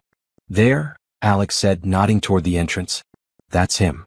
A well-dressed man in his 50s approached their table. He was tall and distinguished, with silver hair and expensive clothes. He looked more like a successful businessman than a criminal. "Mr. Locke, Mr. Martinez?" he said, extending his hand. "I'm Vincent Caruso. Thank you for agreeing to meet." "Thank you for being flexible about the payment terms," Ethan replied. Caruso sat down and ordered a drink. "I understand you're ready to finalize the sale." "We are. But I need to know exactly what we're agreeing to." "The terms are simple. You sell Locke Technologies to the Patterson Group for $12 million. In exchange, Mr. Martinez's debts are forgiven, and you both walk away with clean records." "And if we refuse?" Caruso's smile didn't reach his eyes. "I don't think you want to refuse. You've seen what happens to people who don't cooperate. Are you threatening us?" "I'm stating facts. Your car accident was a warning, Mr. Locke. The next one won't be so survivable." Ethan felt his pulse quicken. The man was confessing to attempted murder on tape. "So you admit you sabotaged my car?" "I admit that accidents happen to people who don't listen to reason." "What about the other business owners? The ones who were forced to sell their companies?" Caruso's expression hardened. "You're asking a lot of questions for someone who's supposed to be signing papers. I just want to understand the full scope of what we're dealing with." "The scope is simple. You give us what we want and you get to keep breathing. It's a good deal." Alex leaned forward. "What about my family? How do I know they'll be safe?" "As long as you keep your mouth shut and stay out of our business, your family will be fine. But if you ever think about going to the police..." "What? You'll kill them?" "I'll kill everyone you've ever cared about. Starting with that woman who's been helping you." Ethan's blood ran cold. "What woman?" "Raina Cole. The forensic analyst who's been sticking her nose where it doesn't belong. She's become a problem. You leave her out of this. That's not up to you anymore. She knows too much and she's too dangerous to let live." Ethan started to stand, but Caruso held up a hand. "Sit down. We're not finished." "Yes, we are," Ethan said. "This meeting is over. You're making a mistake, Mr. Locke. A very expensive mistake." "Maybe. But I'm not going to let you hurt innocent people." Caruso's facade of politeness finally cracked. "You stupid fool. You have no idea what you're up against. We've been doing this for 20 years.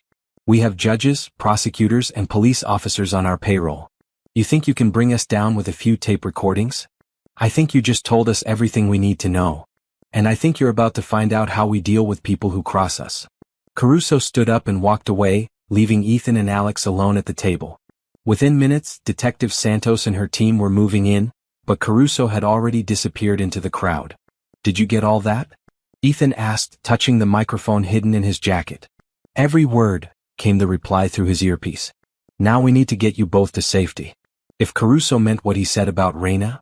Ethan was already running toward the exit, his heart pounding with fear.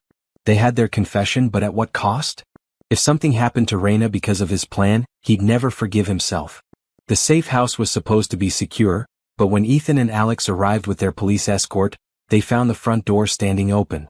Detective Santos drew her weapon and signaled for backup while Ethan's heart hammered against his ribs. "Raina," he called out, but there was no response. They found signs of a struggle in the living room: overturned furniture, broken glass, and Raina's laptop smashed on the floor. But there was no blood, which Detective Santos said was a good sign. "They took her alive," she said, examining the scene. "That means they want something from her." "What could they want?" Ethan asked, his voice tight with fear. "Information. They want to know what she's found, who she's talked to, what evidence she has. We have to find her." "We will. But first, we need to figure out where they would take her." Alex was studying the broken laptop. "There's a message here," he said, written in the dust on the screen. Ethan looked closer and saw letters traced in the layer of dust. "Pier 47. That's at the old shipping district," Detective Santos said. "About 20 minutes from here." "It's a trap," Alex said. "They want us to come after her." "Of course it's a trap," Ethan replied. "But we're going anyway." "Ethan, think about this. If we walk into their trap, we're all dead. If we don't, Raina's dead. I'm not leaving her." Detective Santos holstered her weapon. "Neither am I. But we do this smart. Full tactical team, snipers, the works. If they want a fight, we'll give them one." An hour later, they were positioned around Pier 47, a long wooden structure that extended into the harbor. The area was industrial and isolated, perfect for the kind of meeting that left no witnesses. Through binoculars, Ethan could see a black SUV parked at the end of the pier, but no sign of Raina or her captors. The sun was setting, casting long shadows across the water. "Movement," reported one of the snipers. "Two men coming out of the vehicle." Ethan saw them too, the same men who'd chased them through the warehouse. They were armed and alert, scanning the area for any sign of pursuit. "Where's Raina?" Detective Santos said into her radio. "Still in the vehicle, I think. Can't get a clear visual." Ethan's phone rang. The caller ID showed an unknown number. "That's probably them," Detective Santos said. "Answer it, but keep them talking." "Hello? Mr. Locke." It was Caruso's voice, smooth and confident. "I see you got our message. Where is she?" "Safe. For now. But that could change very quickly." "What do you want?" "I want you to come to the pier. Alone. No police, no backup, no weapons. Just you and Mr. Martinez. And if I refuse? Then Miss Cole will have a very unpleasant evening. I'm sure you can imagine what I mean." Ethan felt sick. "How do I know she's alive?" "Because I'm going to let you talk to her. But first, you need to dismiss your police friends. I know they're out there." "I can't do that." "You can, and you will. Because if I see one police officer on that pier, I'll put a bullet in Miss Cole's head." The line went quiet for a moment, then Raina's voice came through the phone. "Ethan? Raina. Are you okay?" "I'm fine. But don't listen to him. This is exactly what he wants. He's going to kill us all anyway." "Enough," Caruso's voice cut in. "You have 10 minutes to get to the pier. Come alone or she dies." The line went dead. Ethan stared at the phone, his mind racing. "I have to go," he said. "Absolutely not," Detective Santos replied. "It's suicide. He'll kill her if I don't. He'll kill you both if you do. These people don't leave witnesses." "Then what do you suggest?" Detective Santos was quiet for a moment, studying the pier through her binoculars. "There might be a way. But it's risky." "Tell me." "We have a sniper with a clear shot at the vehicle. If we can get Raina away from her captors, even for a few seconds, we can take them out." "How do we get her away from them?" "You create a distraction. Go to the meeting but wear a wire and a tracking device. Keep them talking while we get into position." "What kind of distraction?" "Tell them you want to verify that Raina is alive before you agree to anything. Make them bring her out of the vehicle." Ethan looked at the pier, measuring the distance and the angles. "What if they don't buy it? Then we'll have to try something else. But this is our best chance." Alex stepped forward. "I'm going with you." "No," Ethan said. "This is my fault. I'm not putting you in more danger. It's my fault too. I'm the one who got involved with these people in the first place." "Alex, I'm going. Don't argue with me." 20 minutes later, Ethan and Alex were walking down the pier, the setting sun casting their shadows long across the weathered boards. The ocean breeze was cool, carrying the scent of salt and seaweed. The black SUV sat at the end of the pier, its windows tinted dark. As they approached, two men emerged from the vehicle, their hands resting on concealed weapons. "That's close enough," one of them called out. "Where's Raina?" Ethan asked. "Safe. But not for long." The passenger door of the SUV opened and Caruso stepped out. He was wearing the same expensive suit from the restaurant, but his demeanor was different now, colder, more predatory. "Mr. Locke. Mr. Martinez. Thank you for coming. We're here. Now let her go. All in good time. First, we need to discuss the terms of your surrender." "Surrender? You're going to sign over Locke Technologies to the Patterson Group. You're going to transfer all your assets to our accounts. And then you're going to disappear. And if we refuse? Then you'll disappear anyway. But it won't be pleasant." Ethan took a step forward. "I want to see Raina first. I want to know she's alive." "You spoke to her on the phone. That was 20 minutes ago. Bring her out." Caruso smiled. "You're in no position to make demands. I'm not signing anything until I see her."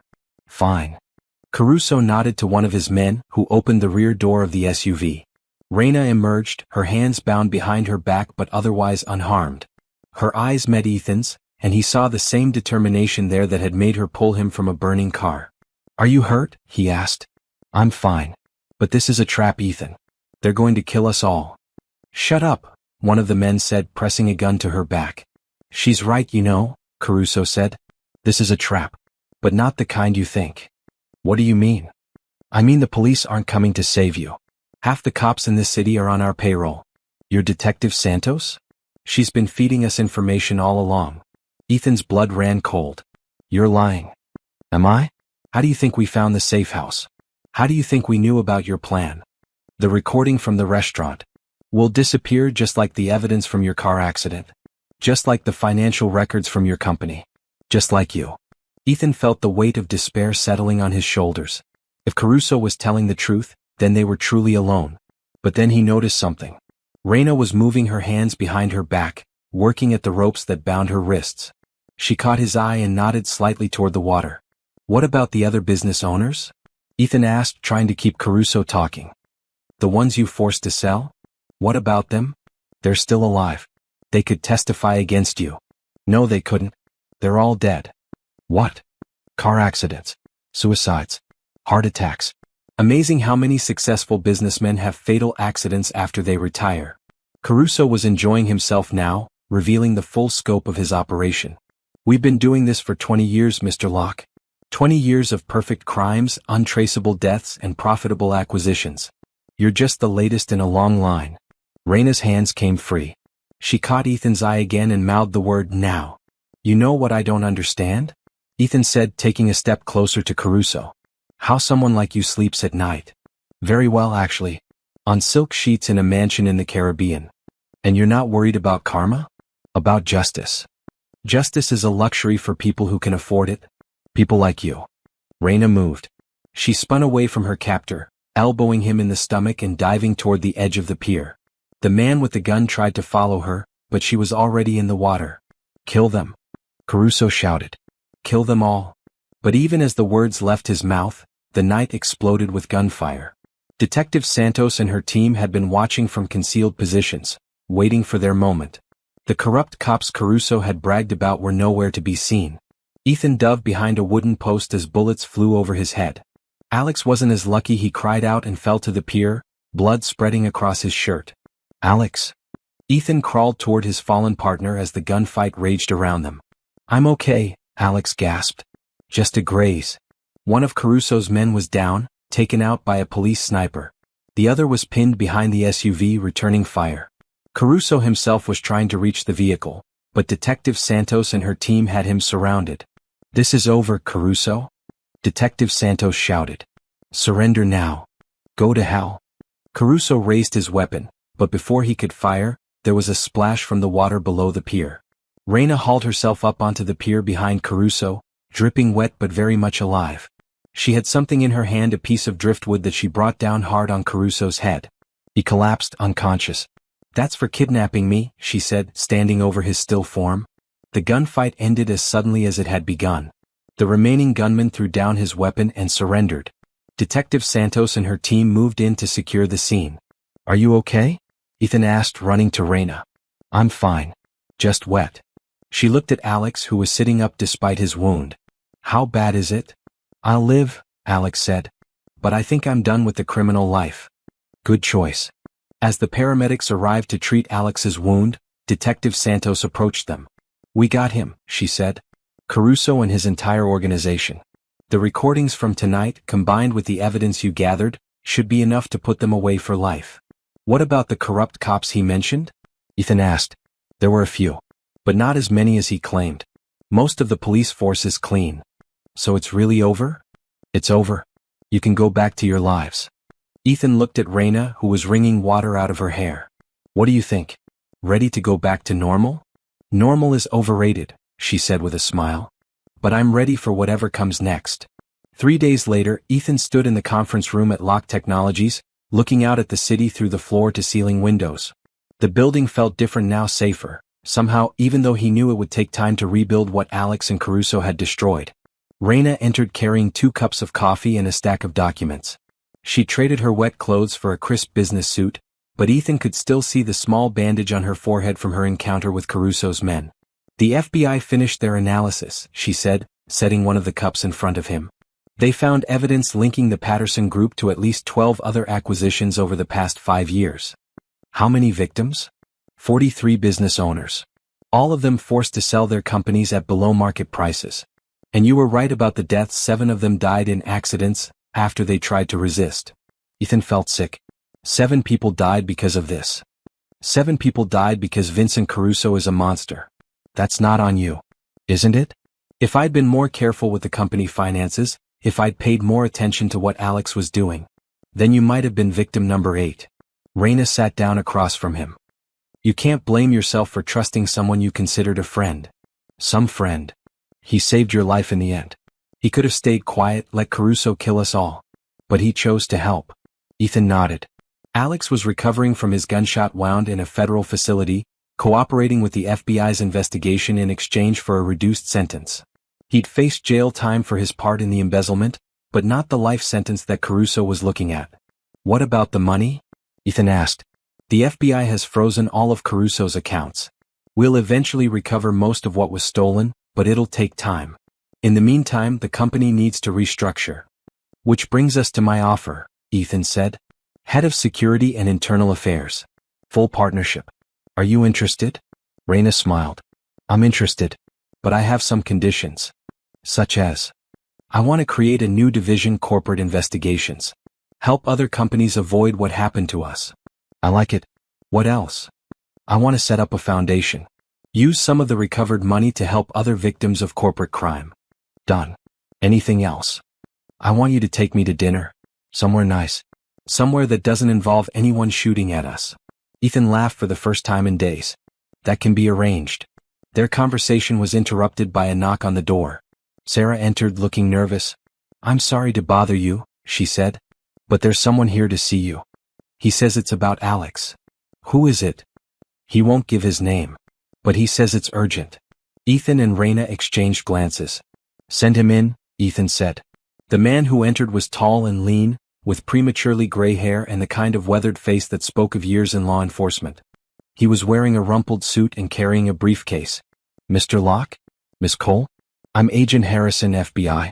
I'm sorry to bother you, but we have a problem. What kind of problem? Raina asked.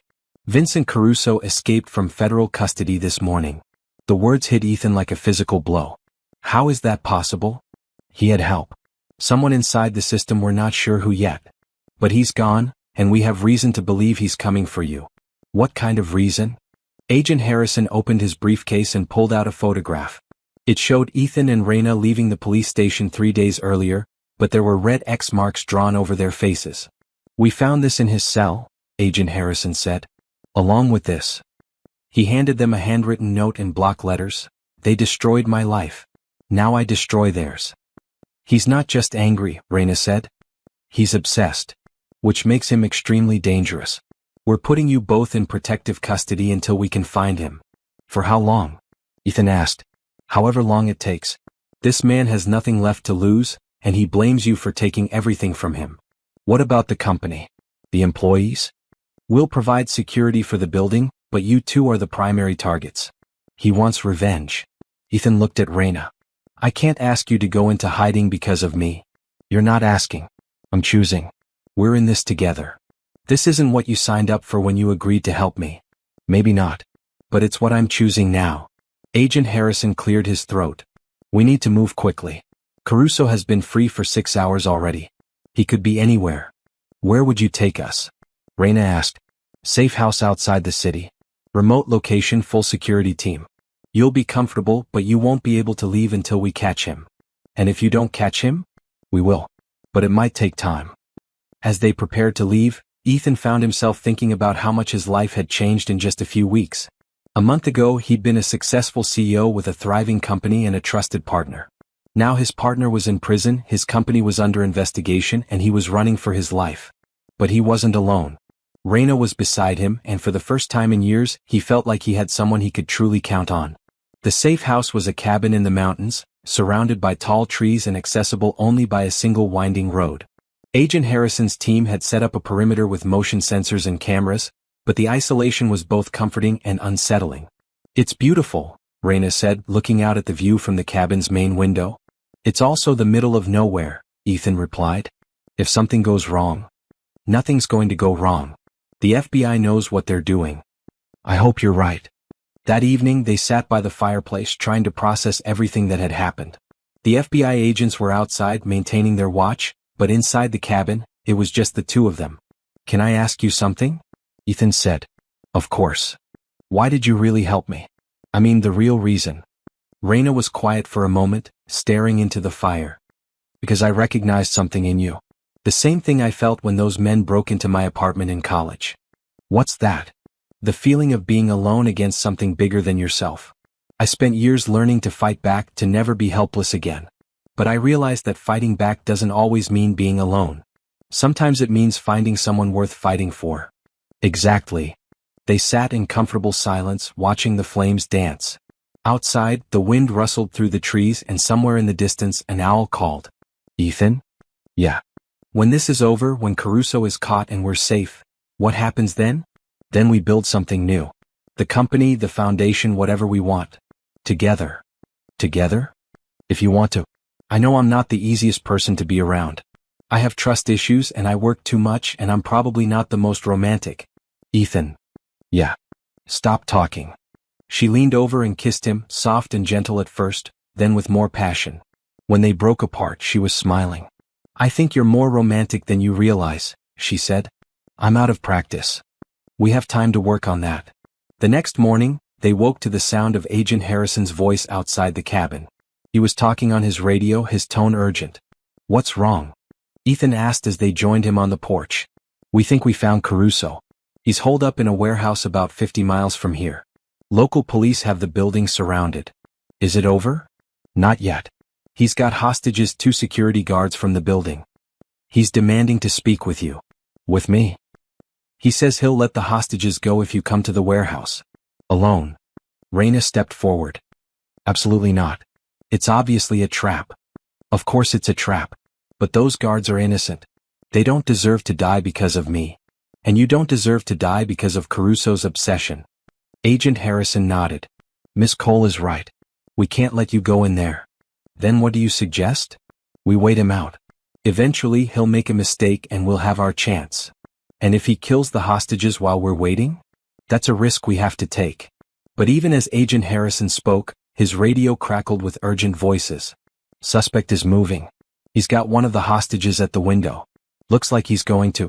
The transmission cut off in a burst of static. We need to go, Agent Harrison said. Now. The warehouse was in an industrial district, surrounded by police cars and FBI vehicles. Through the windows they could see a figure moving inside Caruso, pacing back and forth like a caged animal. Status report, Agent Harrison said to the local commander. He's got 2 hostages, both male, both security guards. He's armed and agitated. He keeps asking for lock. What about the snipers? No clear shot. He's keeping the hostages between himself and the windows. Ethan studied the building. There's got to be another way in. We're working on it. But right now he has all the advantages. What if I called him? Tried to talk him down? Worth a try. But he's not stable. He could do anything. Agent Harrison handed Ethan a phone. The number is already programmed. But remember, don't agree to anything. Just keep him talking. Ethan dialed the number, his hands shaking slightly. The phone rang twice before Caruso answered. Ethan Locke. I was wondering when you'd call. Vincent let the hostages go. This is between us. Everything is between us now. You destroyed my life, took away everything I worked for. You destroyed your own life. I just exposed what you were doing. Semantics. The result is the same. What do you want? I want you to suffer the way I'm suffering. I want you to lose everything you care about. I'm here. Let the guards go and we can talk face to face. No. That's too easy. I want you to watch while I destroy everything you love. The line went dead. Ethan stared at the phone, a chill running down his spine. What did he say? Raina asked. He's not interested in talking. He wants revenge. Then we end this, Agent Harrison said. Tactical team, prepare for breach. But before anyone could move, there was a commotion at the warehouse. Smoke began pouring from the windows, and they could hear the sound of fire alarms. He's burning the building, someone shouted. Move in now. Agent Harrison commanded. The FBI tactical team stormed the building as fire trucks arrived. Through the chaos, Ethan saw two figures emerge from the smoke, the security guards, coughing and stumbling but alive. Where's Caruso? Agent Harrison asked them. Still inside, one of them gasped. He said he wasn't coming out. Is there another exit? Loading dock in the back. But it's locked from the inside. Agent Harrison spoke into his radio. Team 2 check the loading dock. Team 3 sweep the building. Find Caruso. But when the tactical teams finished their search, there was no sign of Vincent Caruso. The building was empty except for the fire damage and the lingering smell of smoke. He's gone, Agent Harrison said grimly. Somehow he slipped out during the chaos. How is that possible? Raina asked. This man has been planning his escape for days. He probably had contingencies we didn't think of. So what now? Now we go back to the safe house and wait. He'll surface again, and when he does, we'll be ready. But as they drove back to the mountains, Ethan couldn't shake the feeling that Caruso was closer than they thought. The man had shown a talent for staying one step ahead of law enforcement, and his obsession with revenge made him unpredictable. He's not going to give up, Ethan said to Raina as they sat in the back of the FBI vehicle. I know. This could go on for months. Years. Then we'll deal with it for months or years. But we'll deal with it together. I don't want you to spend your life looking over your shoulder because of me. And I don't want you to spend your life alone because you're afraid of putting people in danger. Ethan took her hand. What if something happens to you? What if something happens to you? We can't live our lives in fear of what might happen. So what do? We live. We build the company, start the foundation, help other people. We don't let Caruso win by being afraid. And if he comes after us again? Then we'll be ready for him. As they reached the safe house, Agent Harrison's radio crackled to life. Command, we have a situation. The cabin is dark. No response from the security team. Agent Harrison grabbed his weapon. Stay in the vehicle, he told Ethan and Raina. Don't move until I give the all clear. He and his team approached the cabin cautiously, their weapons drawn. The front door was standing open, and there was no sign of the agents who should have been guarding the perimeter. Clear. Agent Harrison called out after searching the building. But our people are gone. What does that mean? Ethan asked as they joined him inside. It means Caruso found us. And it means he's not finished with his revenge. On the kitchen table they found a note written in the same block letters as before. You can't hide forever. I'll be waiting. He's playing with us, Raina said. Showing us he can get to us anywhere. Then we stop running, Ethan said. We go back to the city and face him. That's exactly what he wants. Maybe. But I'm tired of being afraid. I'm tired of letting him control our lives. Agent Harrison shook his head. It's too dangerous. We need to find a more secure location. No, Ethan said firmly. We end this now. We go back to Locke Technologies, we do our jobs, and we let him come to us. You're talking about using yourselves as bait. I'm talking about taking our lives back. Raina looked at him, then at Agent Harrison. He's right. We can't keep running. But we do this smart. Full security, backup plans, everything. And if Caruso kills you both? Then at least we'll die fighting instead of hiding. Agent Harrison was quiet for a long moment. I'll need to clear this with my superiors. But if we do this, we do it right. Full tactical support, round-the-clock surveillance, the works. Whatever it takes, Ethan said. Just promise me one thing, Agent Harrison said. When this is over, you'll both consider relocating. New identities, new lives. Because even if we catch Caruso, there might be others.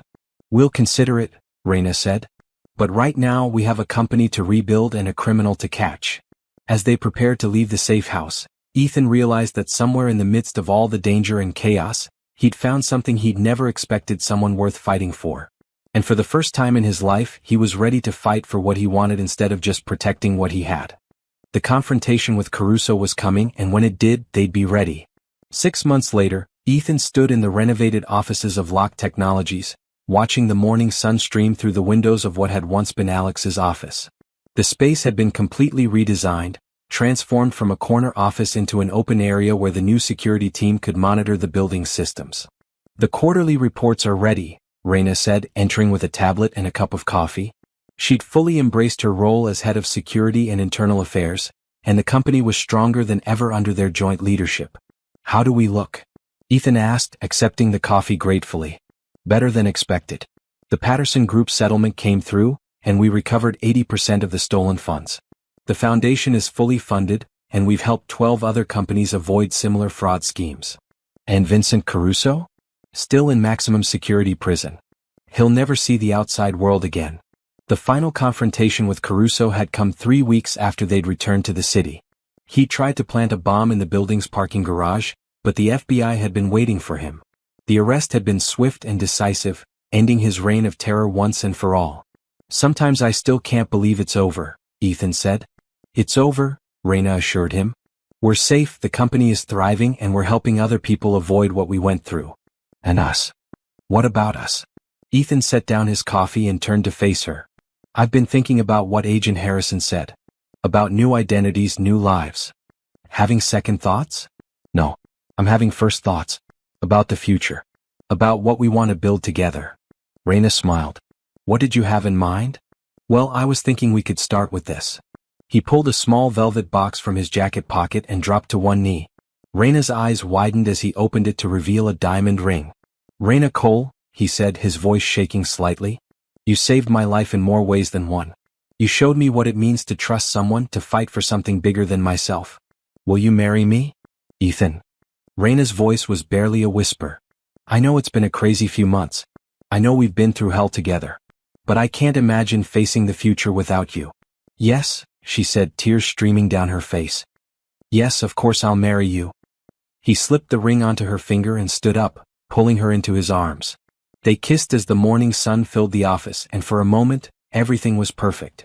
So what's next? Raina asked when they broke apart. Next we plan a wedding. And then we keep building what we started. The company? The company, the foundation, our life together.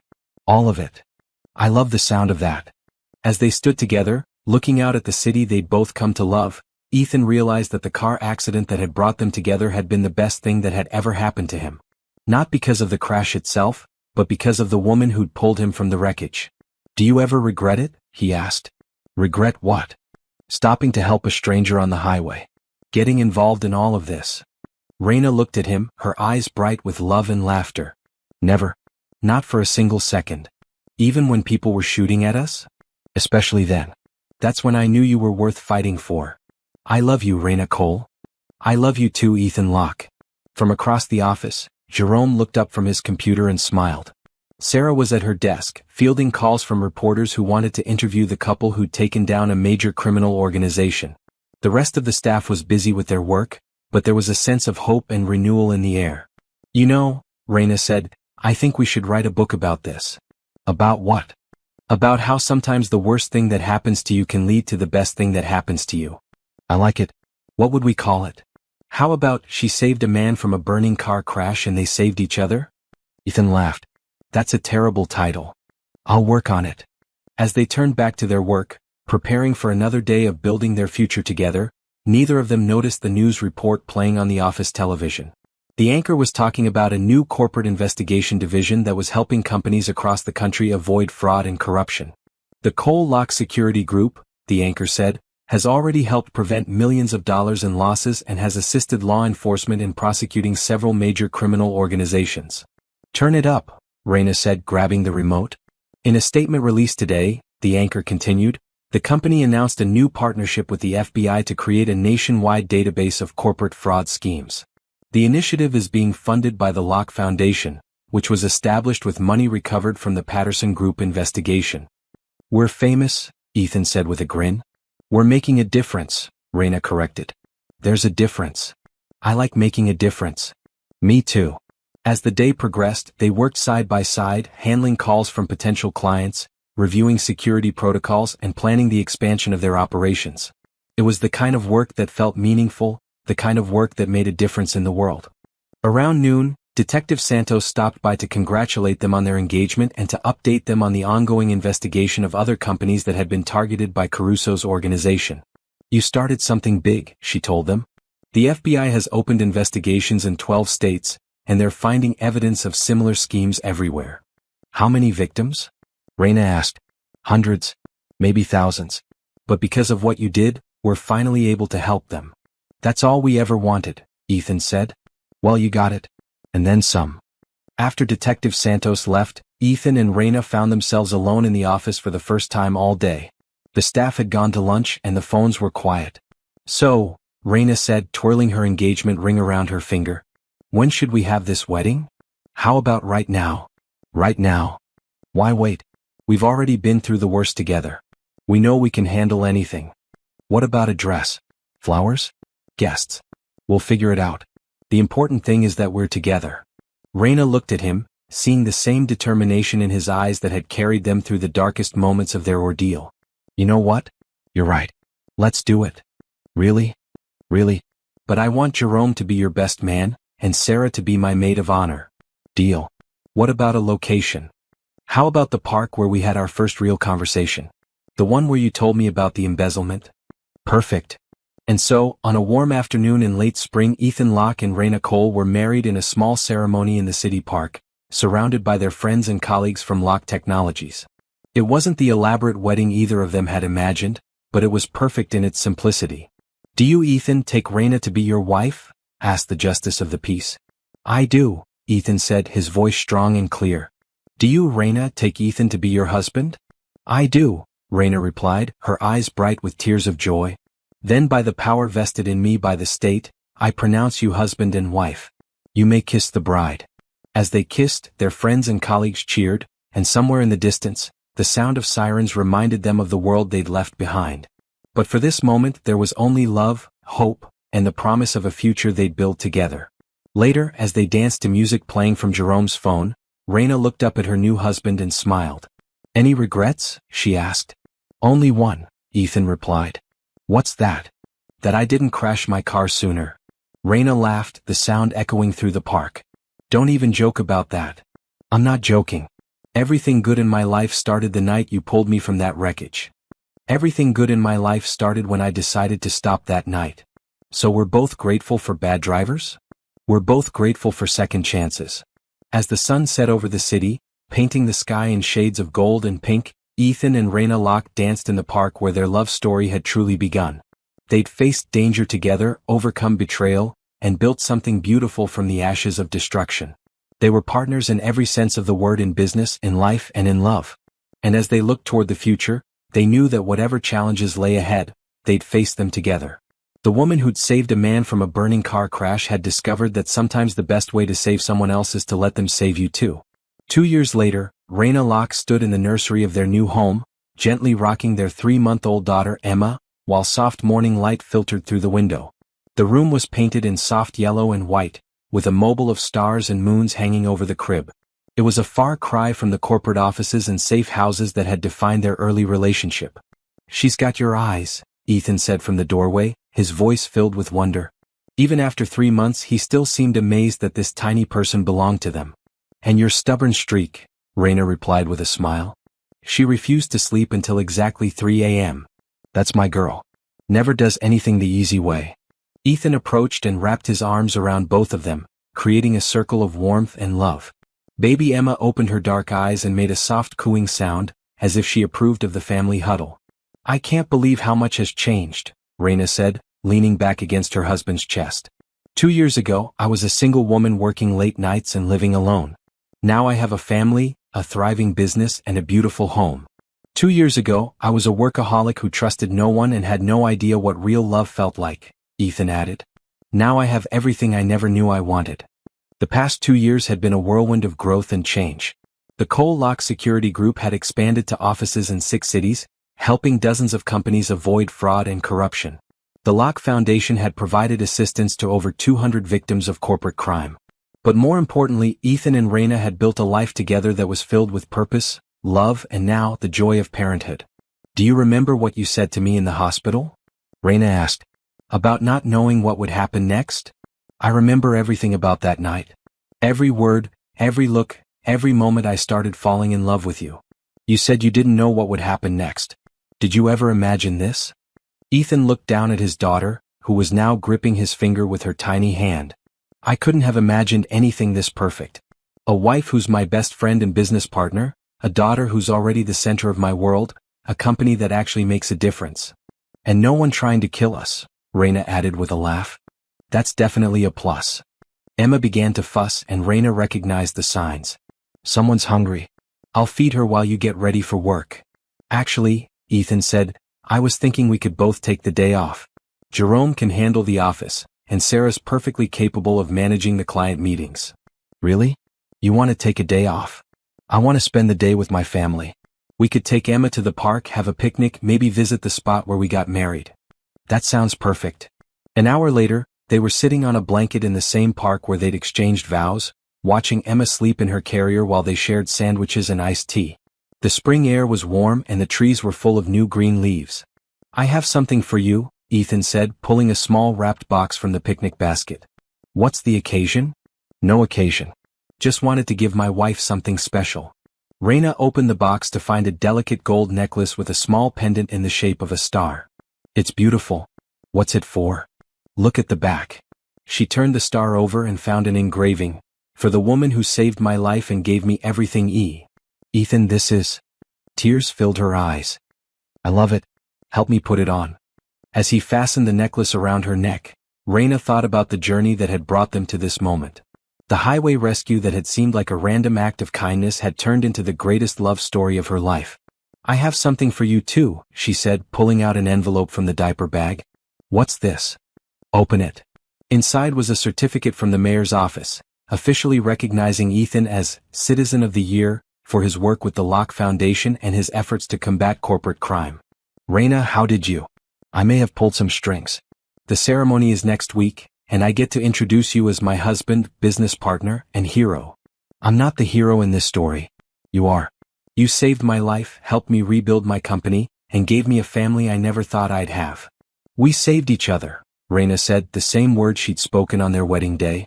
Baby Emma stirred and opened her eyes, looking around with a curious expression that reminded them both of Raina's analytical nature. She reached toward her mother, and Raina lifted her from the carrier. What do you think, sweetheart? Raina asked their daughter. Should we tell Daddy about the surprise? What surprise?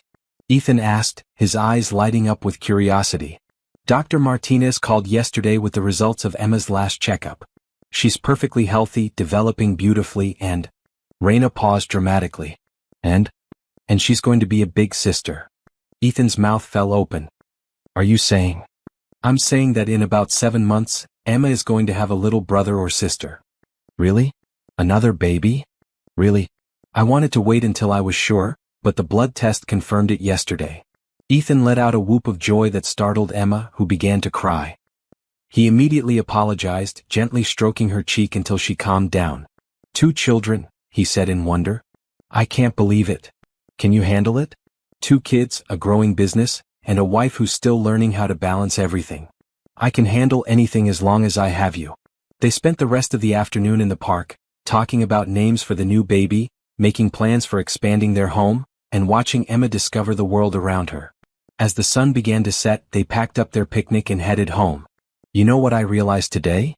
Raina said as they drove through the city. What's that? I used to think that helping people meant solving their problems for them. But what we've built together, the company, the foundation, our family, it's about giving people the tools to solve their own problems. And the support system to know they're not alone. Exactly. Just like you weren't alone when you needed help, and I wasn't alone when I decided to help you. Speaking of help, Ethan said, Do you think we should call your parents and tell them about the baby? Already done. I called them this morning. Mom cried, Dad made jokes about needing a bigger house, and they're both planning to visit next month. What about Jerome and Sarah? Are we telling them tomorrow? I thought we could surprise them at the staff meeting. Let them figure it out when I order ginger ale instead of coffee. They'll probably guess immediately. Sarah's been watching you like a hawk since Emma was born, looking for signs of another pregnancy. She's a good friend.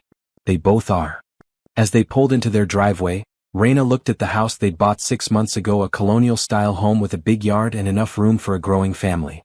It was nothing like the sterile apartment Ethan had lived in when they first met, or the small efficiency that had been Raina's home for years. I love our life, she said simply. I love our life too. That evening, after Emma had been fed and put to bed, Ethan and Raina sat on their couch, going through the mail and planning their week. It was domestic and ordinary and absolutely perfect. Letter from Alex, Ethan said, holding up an envelope with a prison return address. What does he say? Ethan opened it and read silently for a moment. He's doing well. Taking business classes, working in the prison library. He says he's proud of what we've built and hopes that someday we can forgive him. Do you forgive him? I'm working on it. He made terrible choices, but he also saved our lives in the end. And if he hadn't embezzled that money, I never would have met you. Everything happens for a reason, Raina said. Do you really believe that? I believe that good people can create good things from bad situations. And I believe that love can overcome just about anything. Even attempted murder and corporate fraud? Even attempted murder and corporate fraud. They were interrupted by the sound of Emma crying from the nursery. Ethan started to get up, but Raina placed a hand on his arm. My turn, she said. You handled the 2 a.m. feeding. We're a team. The best team. As Raina went to tend to their daughter, Ethan looked around their living room at the family photos on the mantle, the baby toys scattered on the floor, the business awards hanging on the wall. 2 years ago this life would have seemed impossible. Now it felt like the most natural thing in the world. When Raina returned with Emma, who was now content and drowsy, they sat together on the couch, their daughter between them. What are you thinking about? Raina asked, noticing the contemplative look on her husband's face. I'm thinking about that night on the highway. About how one moment of kindness from a stranger changed everything. It wasn't just kindness. It was choice. I chose to stop, chose to help, chose to get involved in your life. And I chose to trust you, chose to let you help me, chose to fall in love with you. And now we get to choose how we raise our children, how we run our business, how we spend our lives together. What do you choose? I choose to keep building something beautiful with you. I choose to raise our children to be kind and brave and strong. I choose to keep helping people and making a difference. And I choose to love you for the rest of my life. Those are excellent choices. What about you? What do you choose? I choose all of that, plus I choose to be the best husband and father I can be. I choose to never take this family for granted. And I choose to remember every day that the luckiest thing that ever happened to me was crashing my car on a highway where a brave woman decided to stop and help. The luckiest thing that ever happened to me was being on that highway at exactly the right moment to save the man I was going to fall in love with. Emma made a soft sound as if she approved of her parents' choices. In the months to come, she would grow up hearing the story of how her parents met, how her mother saved her father from a burning car, how they worked together to solve a dangerous mystery, and how their love grew stronger with each challenge they faced.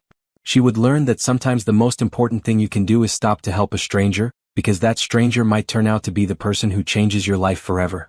And someday when she was old enough to understand, her parents would tell her that the best families aren't just born, they're built, one choice at a time, by people who decide to love each other no matter what. As the evening grew late, the small family settled into their bedtime routine. Ethan checked the locks and turned off the lights while Raina put Emma in her crib. They met in their bedroom, where they built a life filled with love, trust, and the promise of tomorrow. Sweet dreams, Mrs. Locke, Ethan said, kissing his wife goodnight. Sweet dreams, Mr. Locke, Raina replied, settling into his arms.